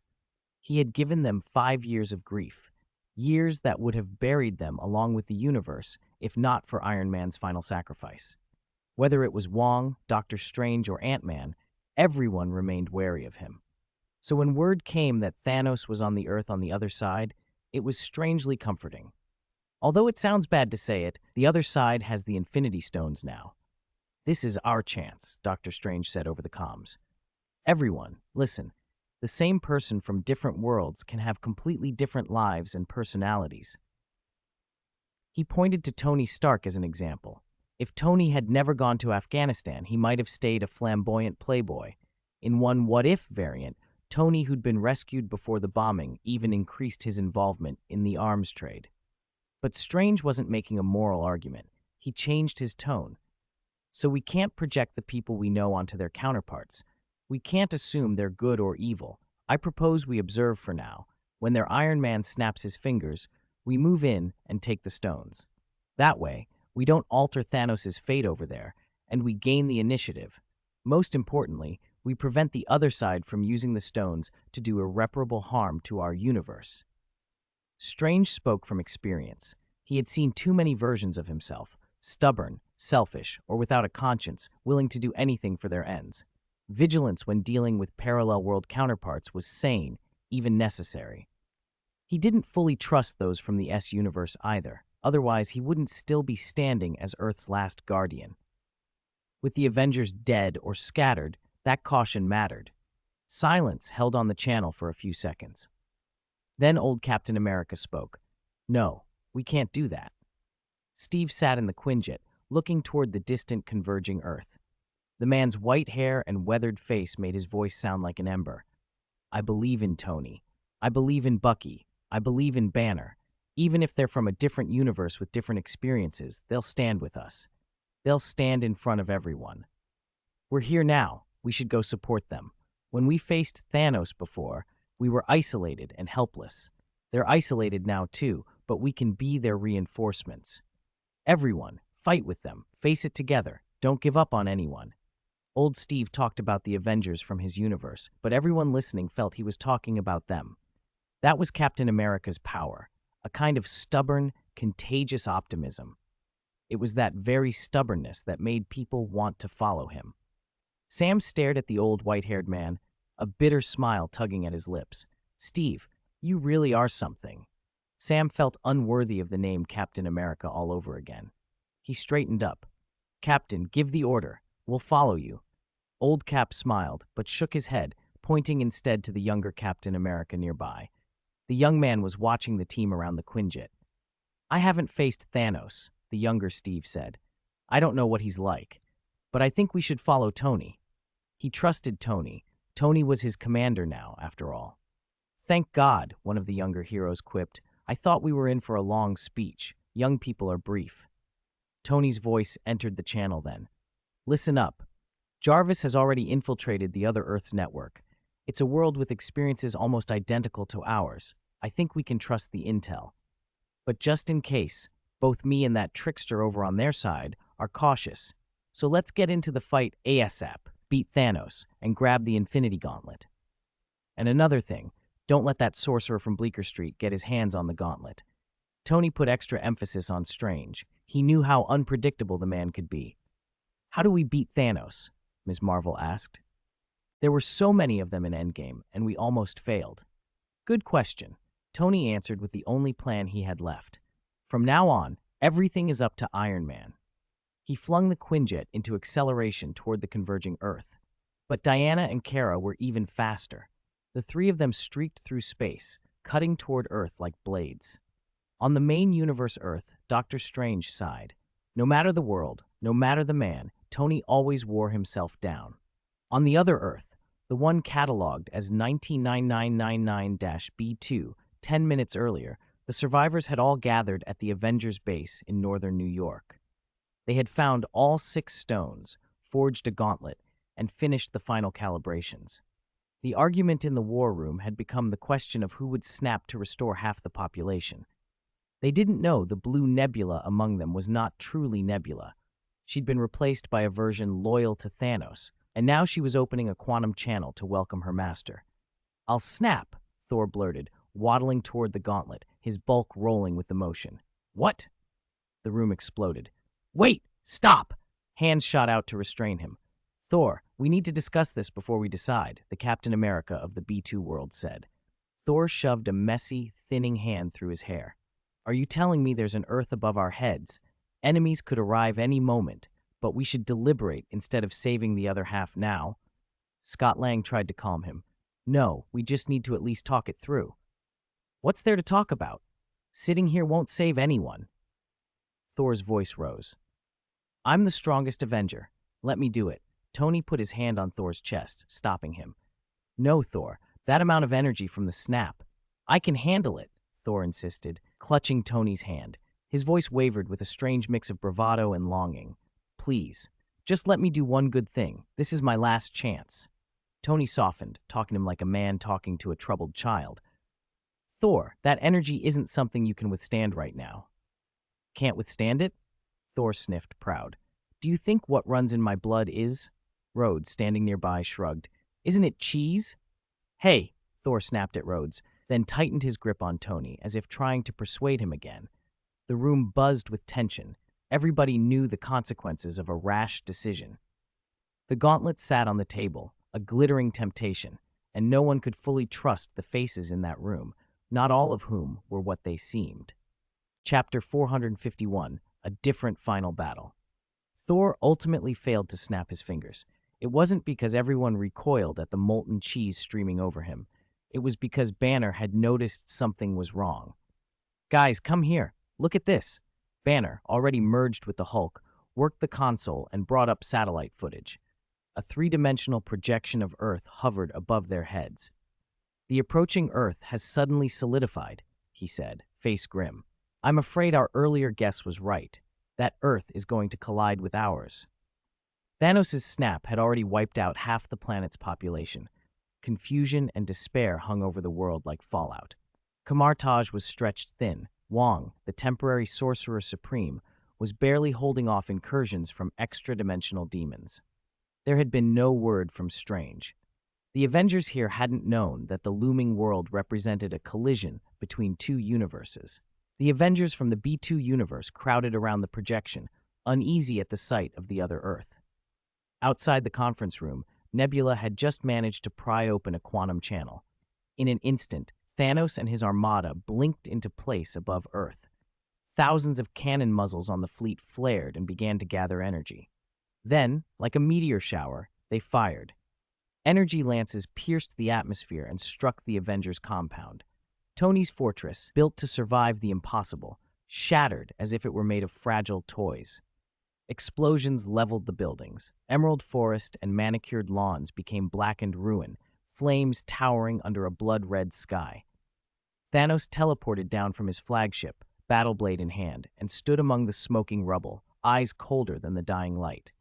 He ordered Nebula, who had come to him, to find the Infinity Stones, then plunged his blade into the ground and sat on a shattered boulder like a sovereign awaiting the execution of a sentence. He was waiting for the final resistance, confident, unhurried. Minutes later, Banner pushed away concrete, Thor hewed through mangled steel, and Captain America and Iron Man followed. They checked quickly and confirmed the stones were still safe. The four of them moved together toward the waiting Titan. Thanos rose, lifted his blade, and the battle began. This universe had no snapped survivors to tip the balance back in their favor. It was four Avengers against Thanos, and still they were crushed. Tony pushed his latest armor to its limits, honed over 5 years of tinkering. Steve executed the hammer and shield combos he'd secretly practiced to perfection. Thor, despite his beer belly and wariness, was ferocious. Banner restrained himself and fought with calculation. It was not enough. Thanos shattered Cap's shield, felled Thor and Banner, and drove several of Tony's ribs inward. When the smoke cleared, only Captain America remained standing, shield broken and strapped to his arm, one man before an immeasurable army descending onto Earth. There was no second rise of humanity to answer him, only an exhausted world and a red sinking sun. Cap tightened the straps on his shield, grit in his teeth, and faced the tide alone. "I brought balance to the world," Thanos said coldly, eyes on the battered hero. "And you celebrate this new world with your little parties. This time, I will utterly crush your pathetic planet. I will show no mercy." A desperate, almost suicidal resolve flared in Captain America's eyes. Pain and exhaustion were real, but so was his duty. He charged. Then 3 figures tore down from the sky so fast they were streaks of light. The first screamed into Thanos in a fusillade of metal and sound, a red and gold suit of armor, an anti-Superman armor, slamming into him with a sonic boom. The collision threw up a shockwave. Even Cap, braced with the power of a borrowed Mjolnir, stumbled back. The armored figure kept coming, pummeling Thanos with punch after punch that cracked the air like thunder. Each strike sent the Mad Titan careening. Cap squinted up, stunned. The armor was unmistakably Tony style, sleek, red and gold, but the fighting manner was unfamiliar. It did not feel like any Tony he knew. Yet that suit fought for their side. "Concentrate fire on the newcomer," Ebony Maw barked. Thanos' army pivoted its guns, pouring everything into the red and gold target. 2 crimson beams sliced faster through the battlefield, cutting the ranks in half wherever they passed. Above, the armada charged again, thousands of guns opening. Suddenly, a golden figure hurled a lasso. At first, it looked no thicker than household rope. It stretched and stretched, looping and winding around Thanos' flagship until it wound around the hull like a giant binding cord. With a sharp tug, the golden lasso tightened, and the great flagships, meant to dominate galaxies, were torn apart as if they were brittle wood. The segments exploded. Fire and debris painted half the sky a furious crimson. The armored warrior kept batting Thanos about like a bag of meat, sending him down hard to the ground. Cap thought the battle was done. Then a blonde girl in a red and blue uniform dove down and unleashed a burning lance of heat vision that carved into Thanos. The golden figure rejoined, drawing a long sword that sang as it cut. Where the blade fell, Thanos was severed, then severed again. Purple ichor sprayed across the scorched earth. Pieces of Thanos tumbled and rolled, with his form finally reduced to ruin. Captain America stood frozen amid the ruin, eyes wide at what he had just witnessed. Chapter 452. Zhang Yishan can't tolerate 2 Tonys. It all happened in an instant. Captain America's mind was still on the moment Thanos declared he would destroy Earth. He had taken only 2 steps when, holding Mjolnir, Thanos, like a soul-stealing demon, exploded into fragments and skidded across the ground. Blood spattered on Captain America's cheek. The ruins of the Avengers base burned around them. The firelight painted his profile red. Yet beneath the initial relief, as if a monstrous weight had been lifted from his shoulders, there was no triumph, only a coldness spreading through his chest, as if Thanos' corpse itself were cooling. Who are these people? Captain America watched the newcomers warily. When Thor and the others had attacked Thanos together, they had been utterly mauled. Thanos had been terrifying. But these 3, any one of them, standing alone, seemed strong enough to defeat Thanos. Were they from the Earth above? What were they doing here? While Thanos had still lived, everyone fighting him had been comrades on the same front. Now that he was dead, Captain America had many questions. "Thanos' strength actually seems a bit lacking compared to Darkseid," he muttered to himself. Before he could puzzle out how to proceed, The Mark armor that had landed nearby spoke first. It was Tony's voice. The armor settled on its repulsors, and the faceplate lifted to reveal a man who matched the voice perfectly. No wonder Leon called them counterparts. One's a purple sweet potato spirit, the other's like black charcoal. Pretty similar, Tony said, looking down at Thanos. Though the victory was decisive, a hollow feeling gnawed at him. He had expected a titanic struggle, the kind that would nearly shake a planet as Leon and Darkseid had done. Instead, his improvements to the anti-Superman armor had worked too well. Thanos had had no room to fight back. Anti-Superman armor tech is getting mature, Tony thought, and couldn't resist smirking inwardly. Maybe now I could actually take on Leon. Diana and Kara nearby exchanged incredulous looks. Why did Leon and his counterpart always think about suppressing their foreign rivals? Kara, for one, would never compete with her cousin Kal-El. Tony. Captain America approached, shield and hammer in hand, staring at him. In the distance, his Iron Man, bloodied, was slowly getting to his feet, clutching his chest. Now he stared at this Tony, who looked remarkably like his own Tony, but younger, around 30 in his prime. The SS serum explained the vigor. Captain, you look rough, Tony said. Actually, none of you look great. We must have shown up just in time. The battlefield where the four giants had faced Thanos was a scorched wasteland. Thor and Banner from the B2 universe were only now coming to their senses. Even brief unconsciousness on a battlefield can mean death. If Tony and his companions hadn't intervened, the four titans of the B2 universe might have been wiped out in those minutes.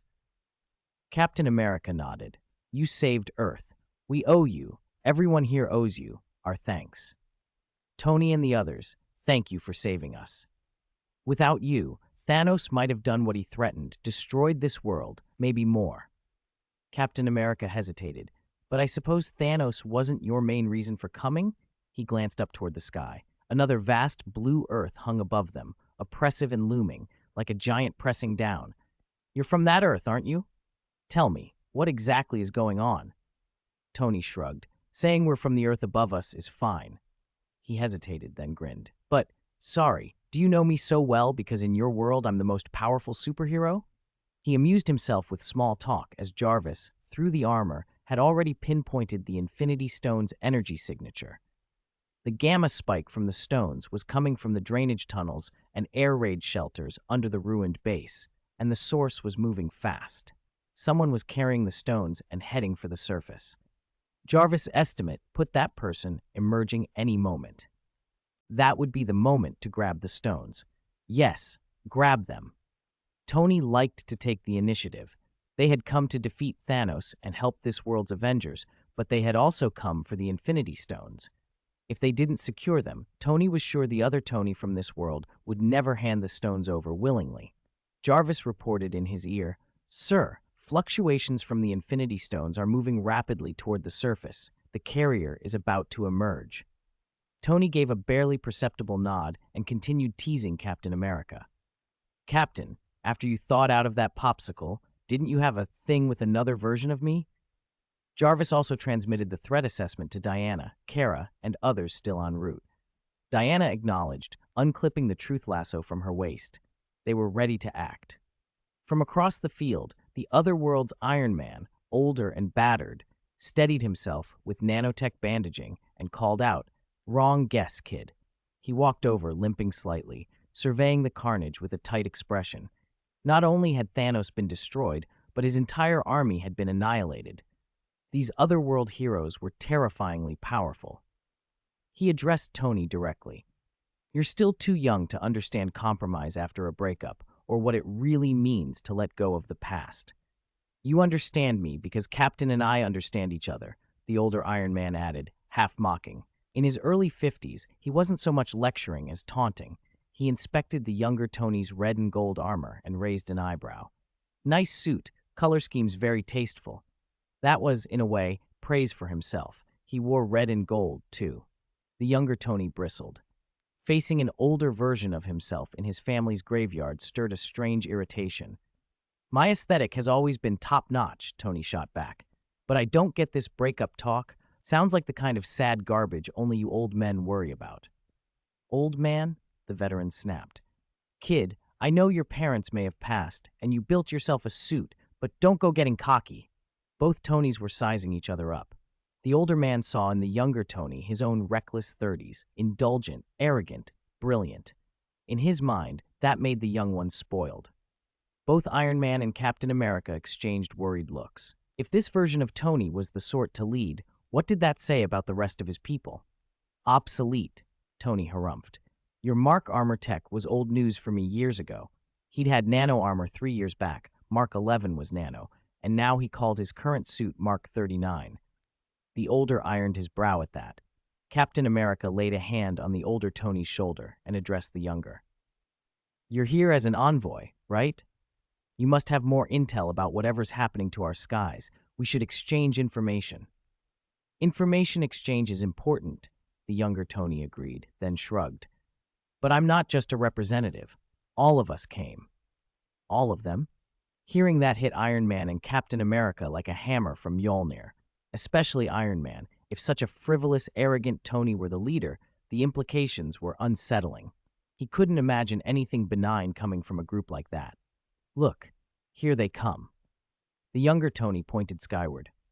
Several Quinjets tore through the atmosphere, slicing clouds, and descended toward the ruined base. Alarm bells rang in both Iron Man and Captain America's heads, but there was nothing to be done. The Quinjets swept down over the fallen of Thanos' army and disgorged more heroes. Wanda, Banner, the 2 captains, Carter, General Ross, and a younger Spider-Man among them. They gaped at the mountains of corpses and the rivers of blood. So many bodies. Is Thanos' entire army dead? The battle's over, and we didn't even lift a finger. Where's Thanos? He's the priority. Where is he? And why isn't an Avenger here? Over there, Thanos is shattered into pieces.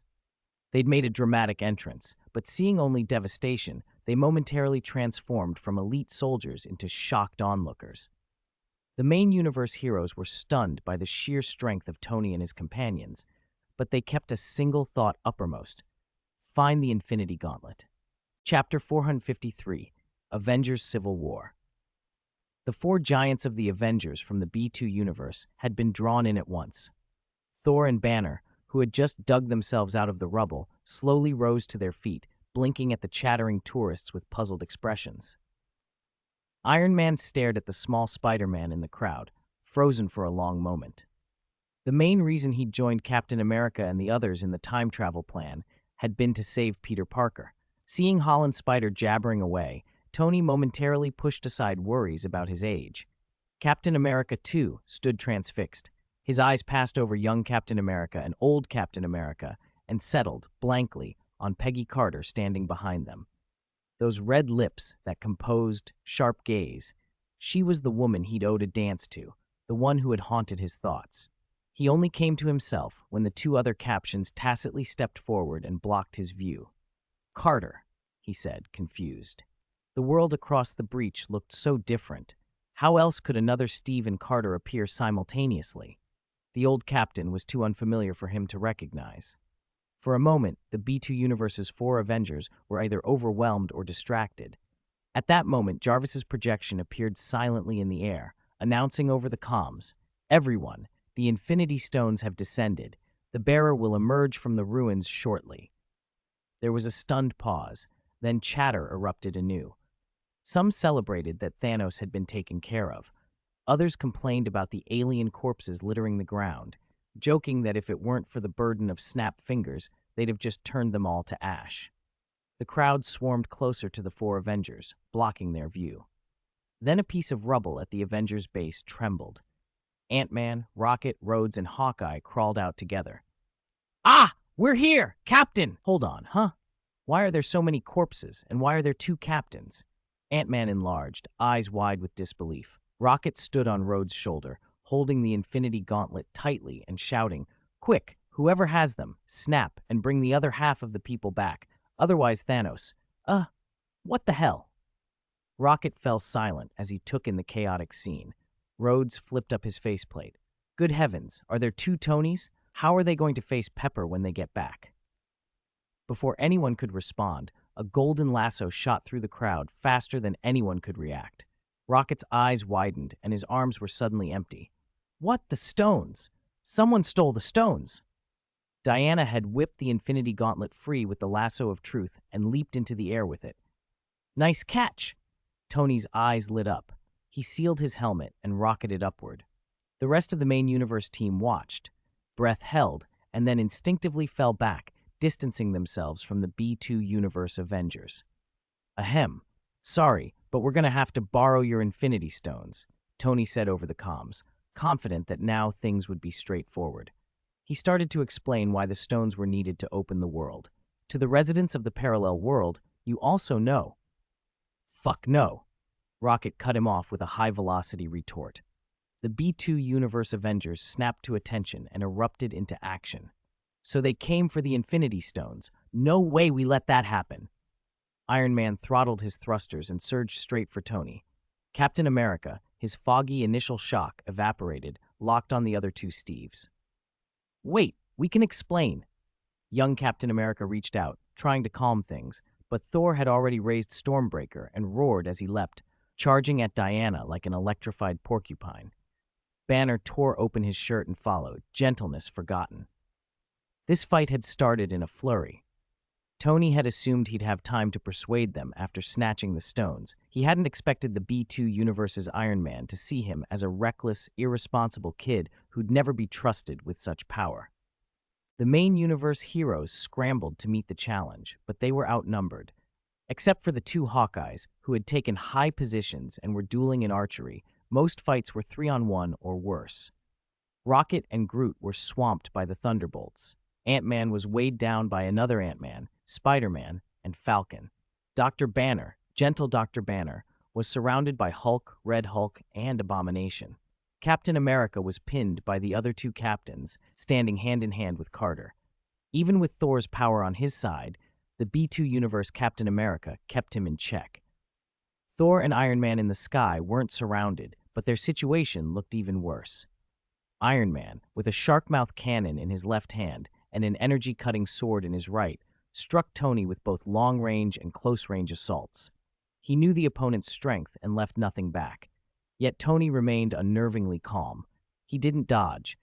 When the impact wave from the cannon hit him, he stood still.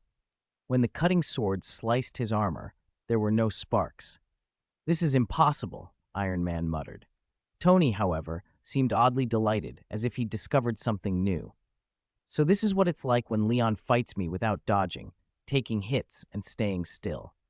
Tony had been influenced by Leon's style.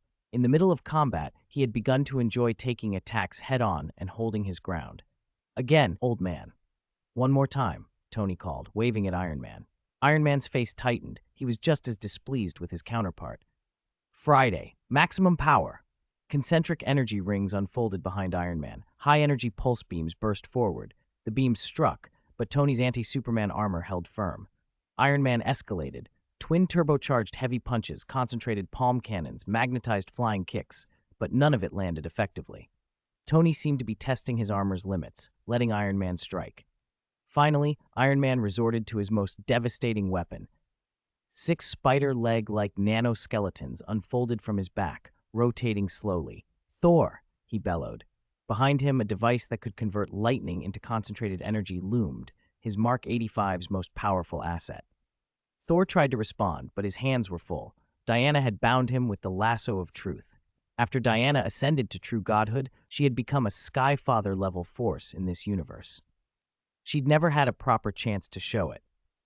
Against Thor, her bracelets easily blocked Stormbreaker. Her Godkiller sword could slice Thor's flesh. She held the Infinity Gauntlet in one hand while engaging Thor with the other. Thor's lightning flashed like silver snakes, but each strike was blocked by the bracelets of submission and answered with a precise, bruising counter.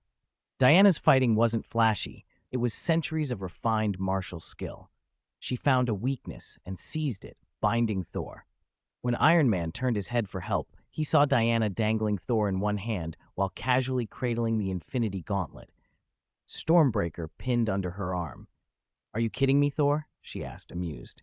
Tony looked at Thor's belly swaying in the wind and had to admit Rhodes had a point. Thor had certainly acquired a beer gut. Thor had been smirking, stimulated by being watched, but he stopped smiling, licked his lips awkwardly, and shouted down, "Lend me a hand, Steve. Toss the small one back here." Captain America relied on a shield and Mjolnir combo, moving deftly among the other three super soldiers who could fight all day. Hearing Thor, he dodged a shield bash from young Steve, used his left shield to block a spinning kick from old Steve, and then hurled Mjolnir toward Thor. He had been watching the overall situation. Groot and the others had been subdued, and they needed Thor to turn the tide. Buzz. Mid-flight, Mjolnir was caught by a hand reaching up to grab the handle. Young Captain America tossed the hammer in his hand and grinned. Looks like I can use Mjolnir too. Can anyone else try? Lightning danced across young Steve's body. The B2 universe Captain America stared for several seconds, then swore under his breath. Damn it.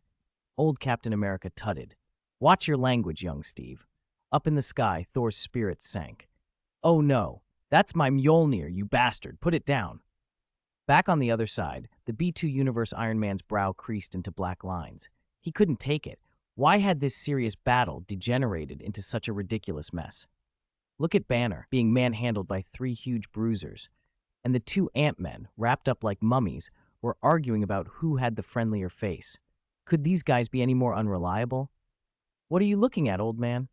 Tony said suddenly, shifting the tone. You know, Iron Man armor actually has a weakness to certain magic moves. I always watch for it when I'm fighting mages. What did you say? Iron Man barked. He couldn't believe his armor could be countered, until Tony reached out and pressed his hand to his chest. The arc reactor built into the palm cannon on Tony's suit flared bright red. Expelliarmus! There was a metallic clatter. Iron Man's armor disintegrated in a cascade of nanotech, falling apart as if an invisible hand had pulled it to pieces. The arc reactor fell free from his chest, and he plummeted among the scattered fragments, shock written across his face. Tony caught him before he hit the ground. In Iron Man's dazed eyes, the fading twilight reflected like a small, stunned sunset. All right, now we need to borrow your universe's Infinity Stones. Any objections? Tony had the other Iron Man, 10 years older than him, tied and sat on a scorched patch of earth. Beside him, Captain America, Thor, Rocket Raccoon, and the others from the B2 universe lay stripped and bound in a line, their backs against a boulder. They'd been defeated and captured. What could they possibly do but glare in silence? Of course I have objections. Ant-Man Scott was as much of a chatterbox as Little Spider. With his hands tied behind his back, he hopped on his butt, protesting. You've got it all wrong. I'm your Ant-Man. The Ant-Man from this universe went over to your side. Untie me. Everyone else rolled their eyes. This Ant-Man had always argued with the other Scott about which universe he came from. Even now, captured, he was still trying to sow confusion. If you're really from our side, go ask Hulk, the main universe Ant-Man said, pointing. To the right, Dr. Banner, the only one not bound, lay on the ground while Hulk stood over him, roaring. The Green Giant's breath mussed Banner's hair. He punched Banner hard, then roared again. This universe Banner's soul floated nearby. He'd projected himself astrally and watched the scene helplessly. Hulk, the astral Banner said, rubbing his temples. This Banner merged with his Hulk a long time ago. That's past. Could you maybe go a little easier? Hulk froze, scowling at Banner, then delivered another heavy fist to Dr. Banner's face. Hulk smash! Banner! He bellowed, as if venting all his resentment. The blows were measured, enough to render Banner unconscious, but not to kill him. Still, watching made everyone flinch. The B2 Ant-Man's eyelids twitched. He swallowed hard. Okay, fine. No objections. You coward, Scott, Rocket shouted. The raccoon, tied and irritable, glared at Tony and the two Captain Americas. A bandit breaks into your house, beats you up, ties you down, and then politely asks if he can use your toilet. Wouldn't you have objections? The main universe crew were momentarily speechless at Rocket's logic. A golden portal opened, and Dr. Strange stepped through. He sized the captive raccoon up with a flat look. You are an alien. Earth is not your home, he said. Whether the people of this Earth have objections isn't the point, Strange went on, looking at everyone. The important thing is whether the Infinity Stones can push the universes apart. If they can, he added, we may even need someone to snap their fingers to accelerate the process. When Strange said snap, his gaze lingered on the two Tonys. And if the result is worse than we expect, he paused, darkening, then we may have to accept a method that carries an even greater cost. The three great master temples predict only 8 hours remaining until the final collision of the Earths, Strange finished. 8 hours. The words tightened something in everyone's chest. Wait, Earths colliding? That's real? Only 8 hours? The B2 Iron Man's face went white beneath its messy hair. He thought of Pepper and Morgan at home. His eyes reddened. No, don't take the stones, you bastards! He thrashed against his bonds. If the stones could separate the worlds, that would be perfect. But what if they couldn't? What if the other side's people decided to destroy their Earth to save themselves? Iron Man wouldn't gamble. Others from his universe began to struggle as well, ropes cutting into wrists and ankles as they tried desperately to break free. Hawkeye, though, was unnervingly quiet.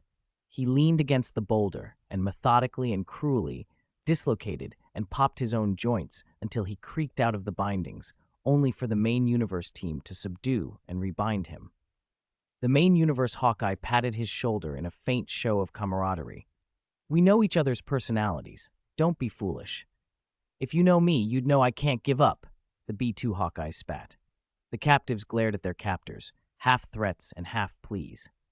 Young Captain America stepped forward and assured them they would not use the Infinity Stones to destroy the Earth under their feet. That promise, the plain certainty of Captain America, eased some of the tension. Still, trust was thin. The main universe contingent moved a few meters away to confer. We should return to our side and try the stones there, Strange suggested. Old Captain America objected. You can't shift all the risk onto this endgame universe. It would be unfair. This universe Avengers had been neutral from the start. They'd been invited by Little Spider to help solve the collision, but they were outsiders. Impartiality mattered. That moral knot was what worried Strange most. All right, Strange said at last. Then we'll try it here first.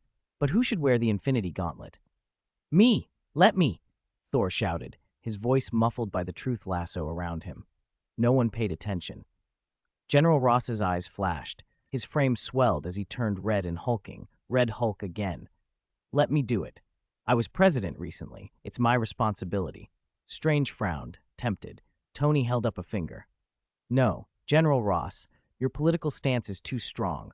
Jarvis said you have heart problems, so you're not suitable. He flexed his arm and the nanomaterial on his suit rippled like water.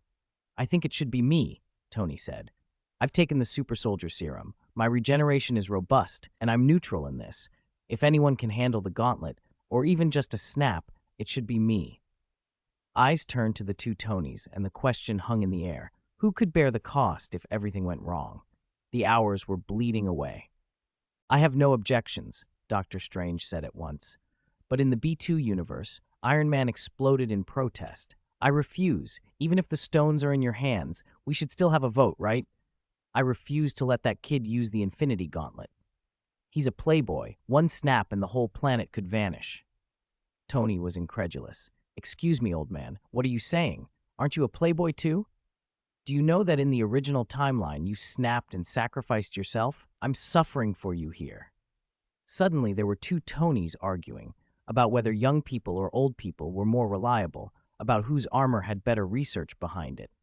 The argument escalated until B2 Tony tried to one-up the other with, I can fix your armor instantly with magic, and that put the debate to rest, if not the whining. The assembled Avengers from the main universe and B2 universe watched, exasperated. Bruce Banner muttered aloud, bewildered, why can Tony argue with another version of himself? Hulk, squashing a bit of Bruce in his enthusiasm, shrugged and grunted, Hulk don't know, shaking his head innocently. Dr. Strange only sighed and shook his head as well. All right then, Strange said. We'll have to find someone else to use the gauntlet. Perhaps. He craned his neck. Diana and Kara also looked up at the same time. Someone's coming, Kara said. Red and blue suit, a 5-pointed star on the chest, colorful energy all over. It's Captain Marvel, Little Spider cried out. In Endgame, she came back at the last moment and took out Thanos' fleet. It has to be her, Kara nodded. So she's from this universe too. In an instant, Captain Marvel descended from outside the atmosphere and stood among them, wrapped in photon energy.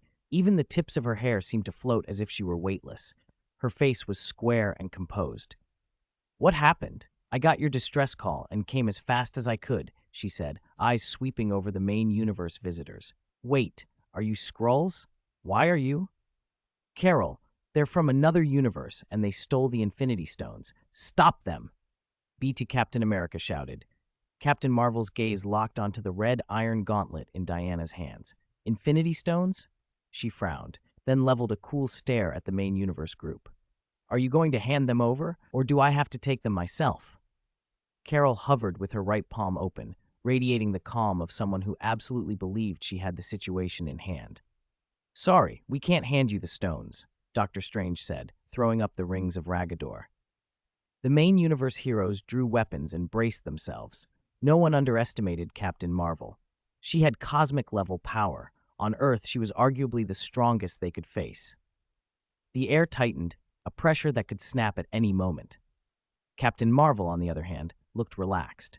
Resistance isn't a good idea, she said, flicking her wrist. Friendly reminder, you might want to reserve the best hospital rooms. The S-Universe Avengers, those unfamiliar with Carol's full power, looked puzzled. Video clips had shown her struggling against Superman, after all. In the crowd, Diana and Kara exchanged a quick, silent agreement. Kara would take this one. Photon energy flared. Captain Marvel rocketed forward like a strategic missile. The color-splashed light she carried even warped space. Dr. Strange slammed up a massive seraphim shield to block the assault. But Kara shot through the shield like a bullet, breaking the sound barrier and connecting with a bone-jarring kick to Carol's abdomen. The sonic boom and the impact combined into a single, deafening explosion. Captain Marvel was hurled backward. Kara floated there, composed, barely breathing hard. You lot continue your talk, Kara said coolly. I'll handle her. She cracked the sound barrier once more and dove down. Air shattered in her wake. Everyone else watched, stunned. Kara and Captain Marvel climbed through the clouds, trading strikes and collision after collision. Every impact was like an exploding missile, thunder rolling with every blow. Heat vision cut through the cloud deck. Photon energy shredded the sky. It looked like two gods warring. Wait, didn't that girl just wear Superman's emblem? Ant-Man murmured. Are comic book cosplay fans this strong now? The joke broke the tension. The main universe heroes exhaled as if relieved. Incredible. We have someone of that power on our side too, murmured one. Abomination and Miss Marvel both admitted, with sheepish relief, that they'd been prepared to get flattened by Carol.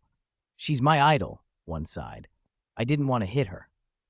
Seizing the opening while Carol and Kara were locked in their titanic duel, Dr. Strange suggested, now's our chance to slip back to the other Earth before she can stop us. Diana shook her head. No need. I trust Kara. She turned back to the gauntlet. And since none of you have a suitable candidate to wear these stones, how about I do it? Without waiting for anyone to object, Diana flipped the gauntlet over, fingers poised to slip it on. Please wait a moment. Little Spider burst out, holding an orange tablet, his face full of inner conflict. Diana paused. Spider-Man, do you have a better idea? She asked. Peter hesitated, then squared his jaw. I have a better candidate, he said. He's from another world, neutral in attitude, and has strong regenerative powers. Beneath his mask, Holland Spider's expression was resigned, like a man accepting a grim duty. I'll go get him. No one's more suited to handle the stone's backlash than him. He tapped the orange tablet, opened a time-space portal, and stepped through. Regenerative ability is indeed ideal against the gauntlet's backlash, Diana said, glancing at Tony. Who is he talking about? Tony's mind clicked. It should be one of his TVA colleagues. He began, looking at Peter's nervous face. Then his eyes widened, and he realized who Peter might be fetching. That's too much of a sacrifice, Tony muttered. If it were me, honestly, I'd rather go straight to hell than go find that guy. Chapter 456, Deadpool's Finger Snap. Little Spider didn't keep everyone waiting long. The orange portal closed for only a heartbeat before opening again, and Holland Spider stepped out. Gone was the noble, self-sacrificing expression he'd worn before. Now his lips were pressed together, his mask clutched in one hand, and there was a wet kiss mark on his cheek. He hadn't even bothered to hide his face. Tony barely had time to open his mouth when another figure stumbled through the portal, a pervert in a red bodysuit carrying an ugly little puppy. Hello, everyone. Peter said I had to snap my fingers here, and Thor would cry while holding me, so I came. Oh my God. The man suddenly squealed, planted a sloppy kiss on the puppy through his mask, then pointed wildly at everyone in the arena. What's going on? Iron Man, Captain America, Thor, Doctor Strange. Is this civil war? Am I Peter's backup? I knew it. I effing knew it. He clenched a fist and pumped it in the air. The day Happy mercilessly rejected me while wearing his... He stopped, as if remembering he was in public. Deadpool will eventually become an Avenger. Wait a minute. He froze again, staring at Diana. He covered his mouth theatrically with his right hand. That dark gold tiara, those wild arm bracers, that battle skirt. Are you Wonder Woman, Diana Prince? My God, after Marvel found Superman to be my sidekick, they actually found Wonder Woman too? Deadpool shrieked, burying his face in his hands. I can't take it. I can't take it. Disney's golden dick has already filled my throat. I can't breathe. Everyone instinctively took a step back from Deadpool's usual brand of inappropriate enthusiasm. All eyes turned to Holland Spider for an explanation. Everyone, don't misunderstand. Deadpool, Holland Spider's face was the color of someone who'd just eaten something terrible. Don't look at him like he's irredeemably perverted. He is perverted, yes, but he is also suited to use the Infinity Stones. Diana raised an eyebrow. Are you sure? I'm sure. Holland patted his chest. I can vouch for him. Deadpool might be unreliable a lot, but he had, oddly enough, proven useful in past missions. Diana didn't know whether to trust Peter, so she looked at Tony and the AI at his side. When both nodded, Diana tossed the iron gauntlet, stones glittering in its sockets, to Holland Spider. He caught it and handed it straight to Deadpool. Wade, as we agreed, you use the stones to save our world. The specifics. No, we can't give the stones to this guy. Doctor Strange opened a portal and reached for the gauntlet, but Deadpool was faster. He snatched it, slipped it on in a flashy move, did a backflip, and locked the gauntlet on his right hand. He bent down, puckered at his puppy with a loud smacking sound, and set the little dog on the ground. Relax, guys. I know what's up now. Endgame, baby. This is Endgame. Oh my God, I'm doing the snap instead of Iron Man. Deadpool wiggled like a child. Thor, he jabbed a finger at the bound god. Why are you tied up? Never mind. Not important, Deadpool waved. Remember everything I've sacrificed. This is going to be the thickest whitest snap I've ever made. An Iron Man. He flashed a thumbs up with his left hand. Why are there two Iron Men? Never mind. Not important. Tony, I love you 3000. Now I'm an Avenger too, guys. Captain. Deadpool finally looked at Captain America and blinked at the sight of 3 Caps standing there. Something felt off, but no one could stop him now. Not even his better judgment. Like an orgasm he couldn't hold back. Deadpool raised his right hand to his chest and shouted, Avengers assemble!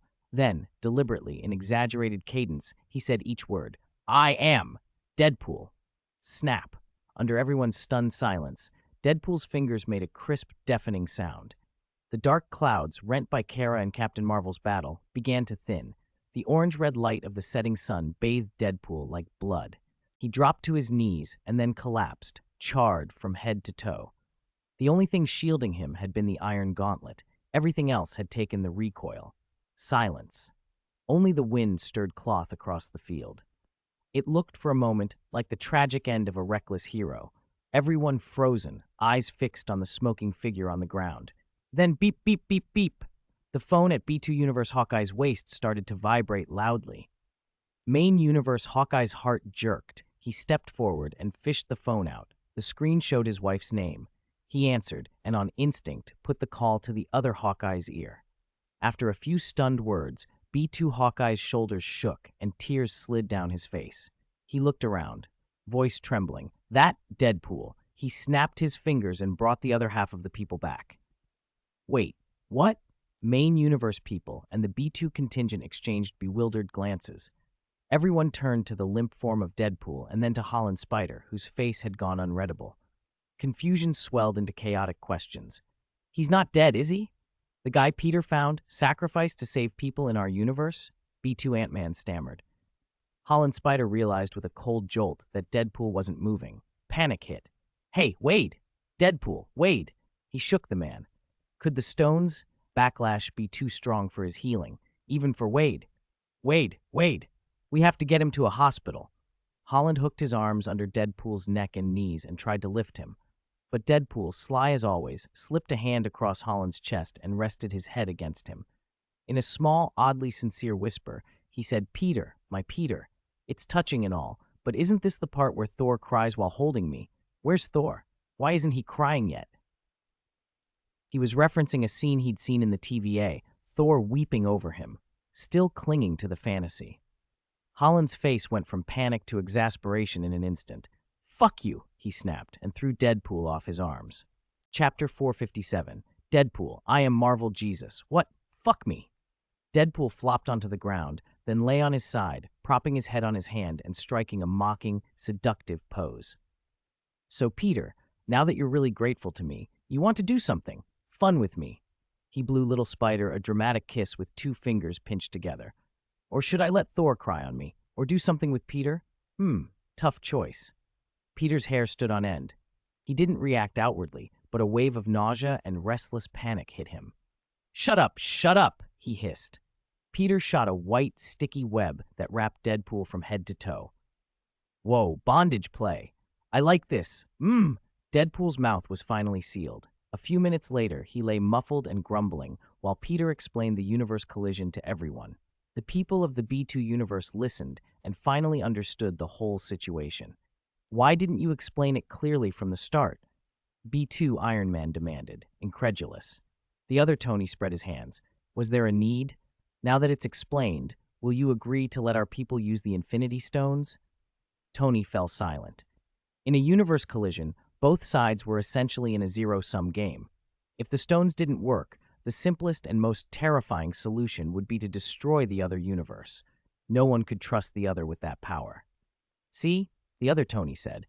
"You think just like me. We're both Iron Man. We both want Morgan, who tells us 'I love you 3000, to grow up happy." Both Tonys suddenly felt queasy. Deadpool had just told them, "I love you 3000 as well." They exchanged disgusted looks. "That damn Deadpool. Peter, help me kick him." "Okay," Peter answered. Bang! Muffled noises came from where Deadpool writhed. Everyone silently turned away, unwilling to look at the pervy figure on the ground. "Shit," one Tony muttered, glancing with the corner of his eyes and quickly looking elsewhere. "That tight-suited pervert is neutral, and he has healing abilities," the other Tony said.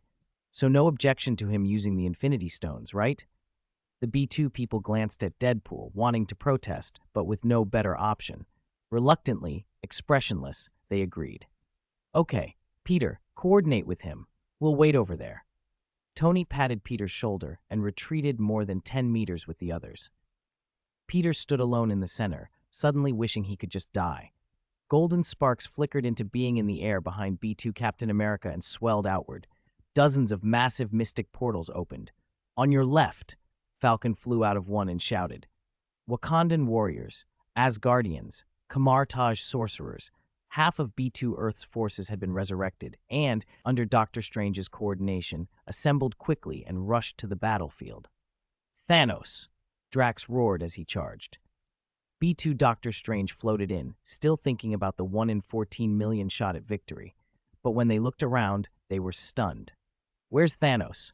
Wait, why are there so many Captain Americas and Iron Men here?" 10 minutes later, Peter was giving Deadpool very explicit instructions. "Listen, all you have to do is push the other universe away. Try just using the stones first, and if that doesn't work, snap your fingers." Deadpool had finally been liberated from the web. He stood on a large rock in the center of the clearing, striking an ostentatious pose, one hand on his hip, the other raised dramatically. He'd asked for a 10-meter empty radius around him. Outside that radius, the crowd formed tight rings of watching heads. "I need to be on the highest point," Deadpool had demanded. Like a savior. "Little Spider, film me. Gotta send it to Vanessa." After everything he'd done, his healing factor, the fact that he had landed and saved half of B2's forces, no one present could claim a better candidate to wield the stones. Deadpool pointed skyward. "Today, Marvel's savior is gonna have a go." The stones in the gauntlet lit up one by one. Beams of colorful energy shot from them and pierced the sky. The gauntlet's suit began to burn away, inch by inch, revealing an arm covered in purplish-black scars that crawled toward his torso. Still grinning and shouting, Deadpool sounded like a leather-jacketed biker, twisting a throttle and laughing into the wind. Nobody cared about his perversion now. Everyone watched, or monitored, fixatedly at the main universe Earth above. The beams Deadpool fired struck that universe's dimension. All the instruments began to spike. Main universe Doctor Strange opened his third eye and stared hard. "No," he said. "The energy from the stones alone won't be enough to push an entire universe." Jarvis's assessment came in as well. "It appears to be pushing the Earth, but in reality, you need to push the whole universe. That energy is insufficient." "Deadpool, use the snap," Doctor Strange shouted. Deadpool, still hamming it up, stopped and howled as he ripped off the gauntlet. He cupped his injured right hand and blurted, "Oh no! My dear, get better quick. How will I spend my lonely nights without you?" He hugged his right hand theatrically. The skin there was bloody and charred, the black burns trailing up to his chest. But the moment he threw off the gauntlet, his wounds began to knit. In just a few breaths, the deep bone burns scabbed and fell away, the tissue rebuilding. "Fantastic! My happy life is back," he crowed. He jammed his right hand back into the tattered iron gauntlet. "Disposable condoms aren't the best quality, but I can one more round." He raised his hand and called out, "Peter, delete the last take. Let's do it again." Peter, camera in hand, gave him an okay. "Everyone, look at me one last time. I am Marvel Jesus." Snap. Under everyone's tense gaze, Deadpool snapped his fingers. An invisible cosmic-level force erupted from Earth's core, far louder and more violent than the previous subtle erasures and saves. It felt like a nuclear blast of white light. When the panic subsided and the glare faded, the rock at the center of the crowd was still there, but Deadpool was not. Where he'd been lay a pile of charred bones, black carbon crusting the skeleton like soot. The gauntlet disintegrated into a handful of black ash. 6 stones lay on the ash, and beneath them were the carbonized remains of Deadpool's right-hand bones. Is he dead? He sacrificed himself to save both universes? Someone asked. Peter felt a deep, overwhelming sadness. A hush of desolation and reverence spread through everyone around the pile of bones. Main universe Peter, Holland, stared, unbelieving. In Endgame, Tony died after snapping his fingers, but his body remained intact. Why was Deadpool reduced to nothing but bones? With injuries like that, no one could survive. Holland's eyes watered. "Deadpool, Wade, he's still alive," a voice said. Everyone turned. Jarvis was projecting the assessment. Most people mistook the voice for vision. Jarvis's display flickered virtual readouts. "Mr. Deadpool's skeleton shows residual muscle tissue regrowing. His brain activity is recovering. Given his regeneration rate, he should return to his original state in a few days." It was impossible, but Deadpool's healing had always defied logic. Jarvis could only marvel at how much life had taught him. The crowd was stunned. "If we took Deadpool to the land of nihility, just selling his meat could pay for a new spaceship," Rocket quipped, stroking his chin. "I am Groot," Groot said, affronted. Okay, I was joking," Rocket said. "You regen too. Haven't I ever sold you?" Over on the other side, the Tonys exchanged glances. "Good that he's not dead," one admitted. "Well, dead and alive don't seem to fit him at the same time." Tony rubbed his forehead. He had always wished some things would be dead and gone, but he also didn't want a hero like Deadpool to die. "Never mind. Check the universe collision. Did he succeed?" Tony looked up, expecting the emergency to be over. The main universe Earth still hung above them, but now it was farther away, no longer like a continent pressing over their heads, but more like a dinner plate slowly drifting. "The distance has increased slightly," main universe Doctor Strange reported, face grave, "but they're still slowly approaching." He failed. Chapter 458, Waiting for Leon. He failed, but the Infinity Stones didn't. Diana stepped forward, swung her lasso of truth, and drew the 6 stones to her. "The Infinity Stones can push universes apart. We just need to increase the output." The stones burned in her grip. Their power surged wildly through her. The force made Diana frown. She looked to Tony. "I need a gauntlet." "All right," Tony said, "but we still don't know how much energy it will take to completely shove a universe away, or what the cost will be."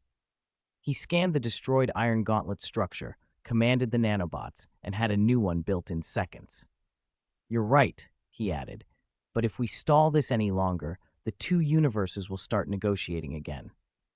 Diana smiled and took the new gauntlet, arranging the Infinity Stones into their sockets. "Don't worry, I'm a true goddess." She placed the gauntlet on her left hand and put her right palm on it. The nanobots opened to fit. At that moment, another fair, slender arm moved over, gently nudged Diana aside, and slipped into the open gauntlet. The nanobots flowed and closed, resizing automatically to fit a pale, pink-tinted palm. "Kara?" Diana said, surprised to see Supergirl take the chance. After half the B2 universe's people had been resurrected and warriors from various factions flooded the battlefield, Kara and Captain Marvel had ceased their duel.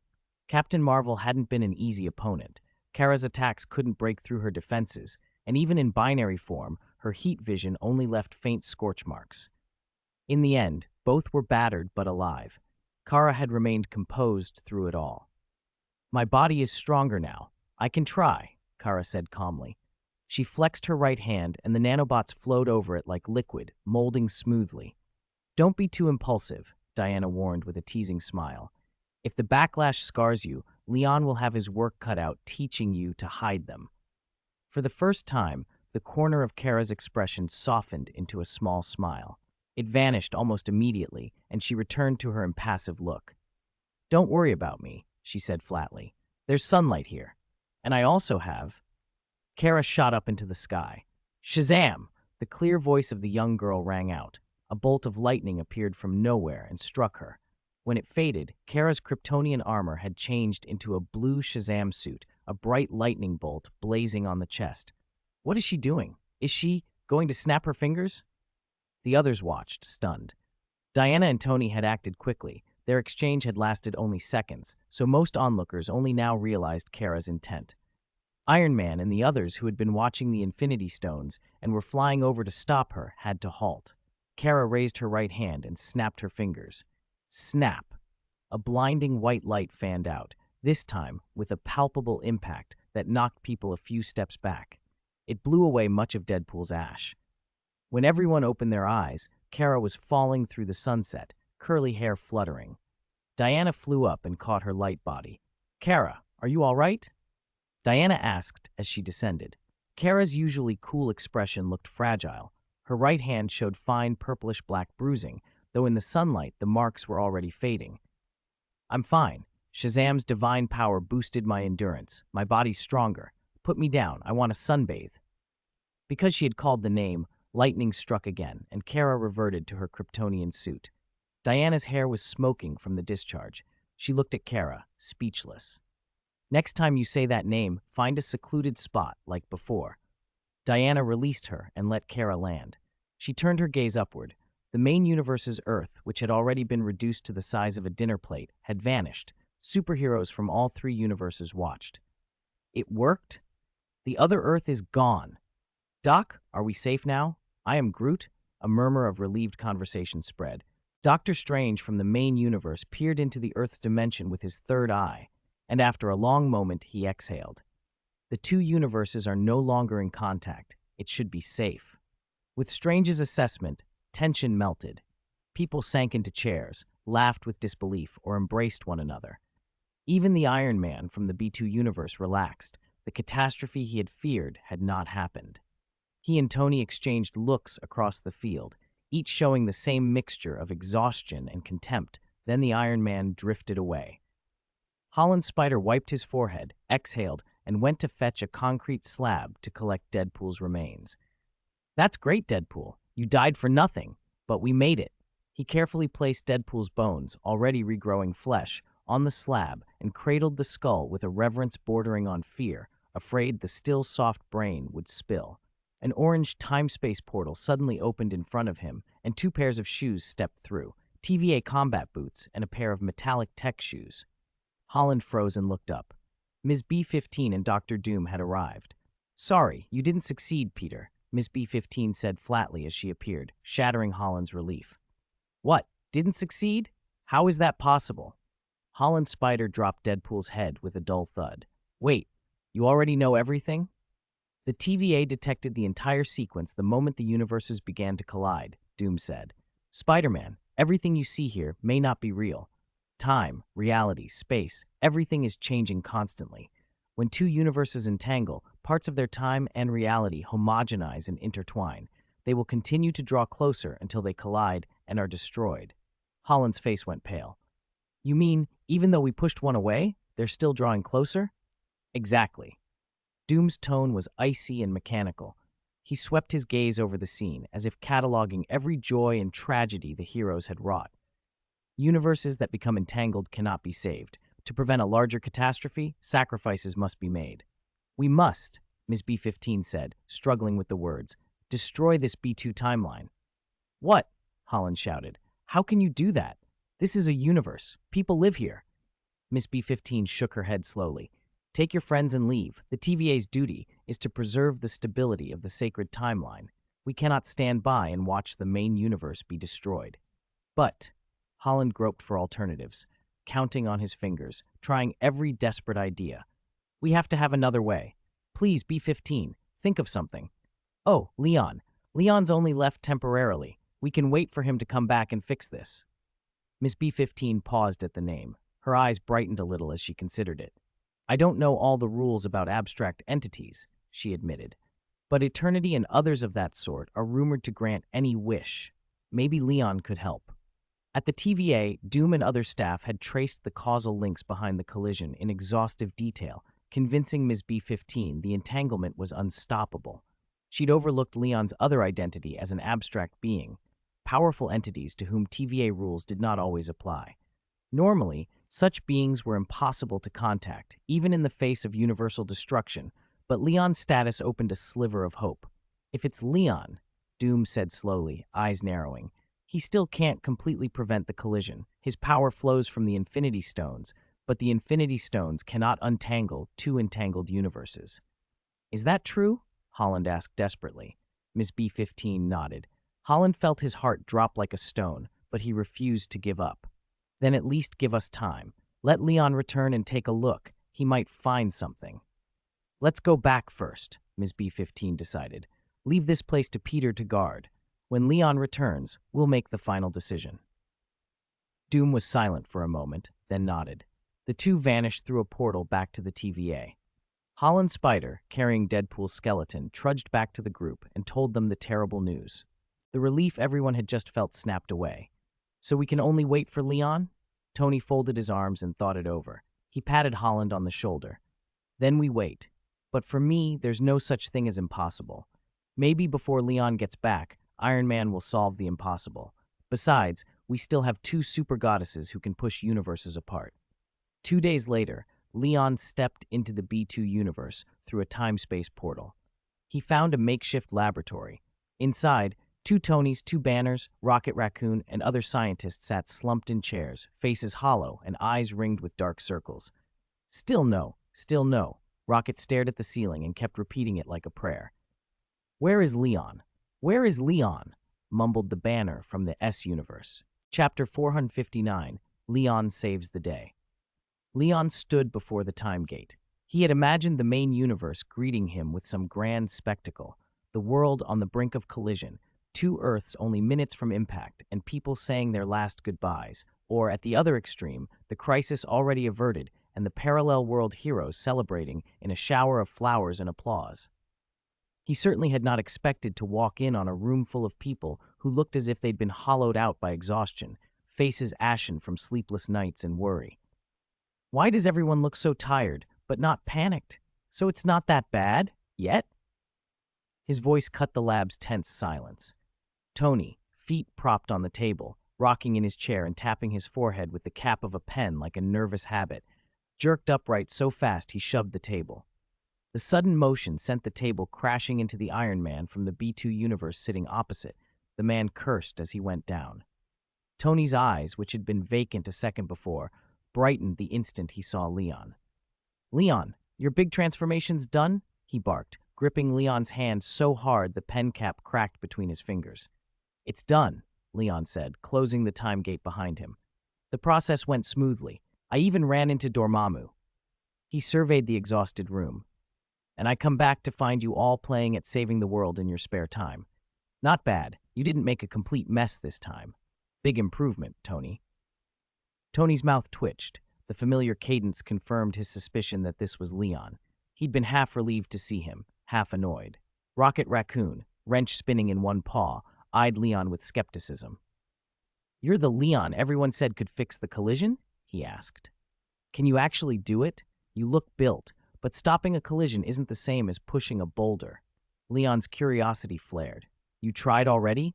With the Infinity Stones? Yeah, Rocket said, waving the wrench. Deadpool tried. Kara tried. They separated the two Earths, but they kept drifting back together. He added, Deadpool's here too, and Kara even used the stones. Leon's gaze slid around the room and past the walls. His supervision cut through concrete and cityscapes to the scenes across the planet. In a makeshift infirmary, he saw Deadpool, gaunt and threadbare, cracking lewd jokes at a nurse while his throat still healed. In another city, Kara lounged out in the sun, seemingly unharmed. Diana, Yelena, and others were scattered through various urban centers, trying to suppress uprisings spawned by doomsday panic. With a second Earth looming overhead, governments and factions quietly scrambled to build emergency Ark-like shelters. Ordinary people were anything but calm. So do you have a plan? Rocket pressed. Can you stop a universe-level collision? At that moment, the Iron Man who'd been knocked down hauled himself to his feet with the help of two banners. He stared at Leon with a hope so raw it looked like it might break. The past 48 hours had been brutal for the B2 Universe heroes. Once they'd learned of the Time Variance Authority, they realized that if the collision couldn't be fixed, their universe would be the price. All their hopes now rested on the scientists and on Leon, who had only just arrived. The B2 Universe's Doctor Strange had wanted to hunt down the Darkhold and the Book of Vishanti, convinced the legendary tomes held answers, but he'd been shut down by the main universe's Strange. The main universe Strange was already juggling headaches over parallel Stranges. On hearing that a certain universe's Strange hadn't yet become a sorcerer, he'd been audibly relieved and kept warning Tony not to let that Strange develop powers. He'll cause chaos, he'd warned. 2 days had passed. A hazy shadow of the main universe's Earth had reappeared above B2 Earth, and the research teams weren't making the breakthroughs they needed. The Tonys and Banners had focused on quantum entanglement, but after several experiments, they realized the problem wasn't limited to the quantum level. In Tony's words, the entanglement stretched from the macroscopic world you can see down to the infinitely small. If Leon didn't arrive soon to delay the collision and buy them research time, they'd have to resort to a third snap. Leon didn't answer the Iron Man outright. He stepped out of the lab instead. Outside, Avengers staff hurried to and fro. They paused to watch him. Without waiting for questions, Leon rose into the air. From outside the atmosphere, he looked down at the two slowly approaching Earths and focused. The world came apart for him, not as rubble but as structure, like a great scroll woven from lines of rules. Scientists like Tony and Banner would describe a universe in terms of particles and quantum fields. From a magic perspective, Leon saw it as the 6 gem rules he already understood. The entanglement Tony's team had been tinkering with was only one facet of the reality rule set. Leon didn't need the Infinity Stones to see where the two universes were braided together. He simply watched, and the places they intertwined became visible. Time, space, reality, he murmured, tracing patterns. If I can unravel these rule patterns one by one, the collision won't continue. Energy from the Infinity Stones flowed through him like an echo of power.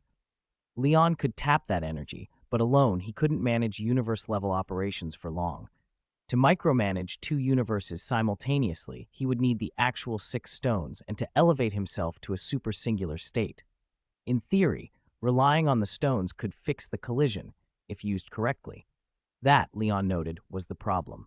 Kara and Deadpool had both used the stones, but only in crude bursts, a snap here, a desperate gesture there. They were like people who had found a powerful device and used it as a hammer, never realizing the tool's true complexity. The stones hadn't been wielded with the precision the situation required. Leon hovered, absorbing the patterns, preparing to act. The room below watched him with a mixture of fear and hope. The world above waited on the edge of a rule he intended to untangle. Chapter 1. The End of the Cosmic Collision. Survivors Leon hovered in the void, hands outstretched and working. The energy of the Infinity Stones on him pulsed and surged, bathing him in shifting, colorful light. From his perspective, he was unraveling the tangled laws of the cosmos, carefully, like pulling silk threads from a cocoon. To the gathered superheroes who had sensed the disturbance and hovered at the edge of Earth, Leon looked like a pianist playing on the fabric of the universe. His fingers moved in rapid, regular bursts, a blur as each motion sent the stone's energy spilling into the cosmos. The energy streamed outward in invisible threads, racing along slender paths and disappearing into the depths of space. In truth, the stone's power was following the rule lines of the universe, untangling their knots. But Leon's speed made the energy appear as glowing strings that pulsed against the dark backdrop. The process wasn't long. 10 minutes later, he stopped. He held up his palm and slowly pushed it toward the main universe's Earth. A beam of light flared from his hand and struck the barrier between universes. The two Earths began to separate, receding visibly from one another until at last, the main universe's Earth was gone. Done. Leon lowered his hand and felt a feedback surge, an influence as vast as two universes, flow back into the Reg Duo clone. The collision crisis was over. Another day of doing good, getting stronger, he muttered, then flew back toward the B2 universe's Earth. Outside the atmosphere, several ships drifted. Kara and Captain Marvel floated near them, while the decks held crowds of people. Leon made an okay gesture as he re-entered the atmosphere and was the first to land. What's that gesture even mean? Did he really just fix the universe like that? Rocket Raccoon, whose brain ran at cosmic levels, gaped. The world around him felt strangely unfamiliar. So, the right way to use the Infinity Stones is to play a piano piece? Banner found it hard to accept as well. The B2 universe's Iron Man went silent. For 2 days, they had racked their brains and worked non-stop and hadn't found the right approach. Then Leon arrived, played what looked like showy, random notes, and the problem was solved? And he hadn't suffered any backlash. Didn't they say using the Infinity Stones hit you with terrible consequences? Countless iterations of Iron Man had died snapping their fingers. The B2 Iron Man sat with a swirl of complicated emotions. Tony from the S universe clapped the B2 Iron Man on the shoulder and winked shamelessly. That's my kid brother, Leon. Not bad, right? He's about half as charming as me. The B2 Iron Man's mouth twitched. He felt oddly choked up and speechless. A hoarse quack of laughter cut through the air. Deadpool, wrapped in white gauze, looked ghastly and sunken-eyed. Peter, quick, take me back. We have to find Superman and learn that piano piece. Holland Spider, who had brought Deadpool along, supported him reluctantly. How is that a piano piece? Even if it was, it's a cosmic echo normal people can't understand. Is that so? If Superman wants to use my ass as a piano, will he teach me? I want to go back and play it for Vanessa. Deadpool ignored reason. God, nobody wants to use your ass. Shut up! Holland Spider snapped, more irritable than he liked. One by one, the ships descended. Once everyone was back on solid ground, Leon explained the situation. People from the S universe and the main universe exhaled in relief. 2 days of tension finally eased. The two Captain Americas and Carter sat off to talk. The older captain said his goodbyes. This parallel world experience had reminded him of obligations in his own universe. Young Captain America and Carter reluctantly accepted it. Banner chatted with General Ross and Bronsky, gently teasing Ross about recording a video for the S universe's General Ross. The former president dodged the topic, clearly uneasy about Banner and Betty's future. Banner could only keep persuading him patiently. If some were relieved, the B2 universe's people were simply ecstatic to have survived. Emotions had been on a roller coaster. They'd gathered the stones, been hunted by Thanos and nearly wiped out, then thought it was over when Thanos fell, only to learn of an impending universe collision that might erase them. The emotional whiplash had nearly crushed them. When the crisis ended, Ant-Man Scott hugged Rocket and Groot and sobbed. B2, Captain America flung himself on the ground, arms spread, staring at the sky as if to breathe in life again. Iron Man, though, stayed motionless. The moment his nose twitched, his composure almost crumbled. A nearby Tony patted his shoulder. It's okay, cry, old buddy. You're a little fragile for a man called Iron Man, but I get it. Iron Man kept a blank face, swallowing his emotions. Tony shot an exaggerated peace sign at Jarvis from the corner of his eye. Everything shifted when Pepper arrived with Morgan. Iron Man scooped up his daughter, kissed her, and listened as she chirped, I love you 3000. He winked at Tony. Tony could only look envious. Jarvis, do you think Pepper will have another girl like Morgan? I don't know, sir. Would you like me to predict that? I wouldn't recommend it. No, well, if she has a boy and he's not as cute as Morgan, I'll have Leon beat him up every day. That's an excellent plan, sir. Meanwhile, Doctor Strange from the main universe approached Leon. Thank you for helping both our universes, Mr. Stark, Strange said. So formal, Leon replied with a small nod. Just call me Leon. Okay, Leon, thank you for saving the world. I actually heard Dormammu mention you when I was in the dark dimension.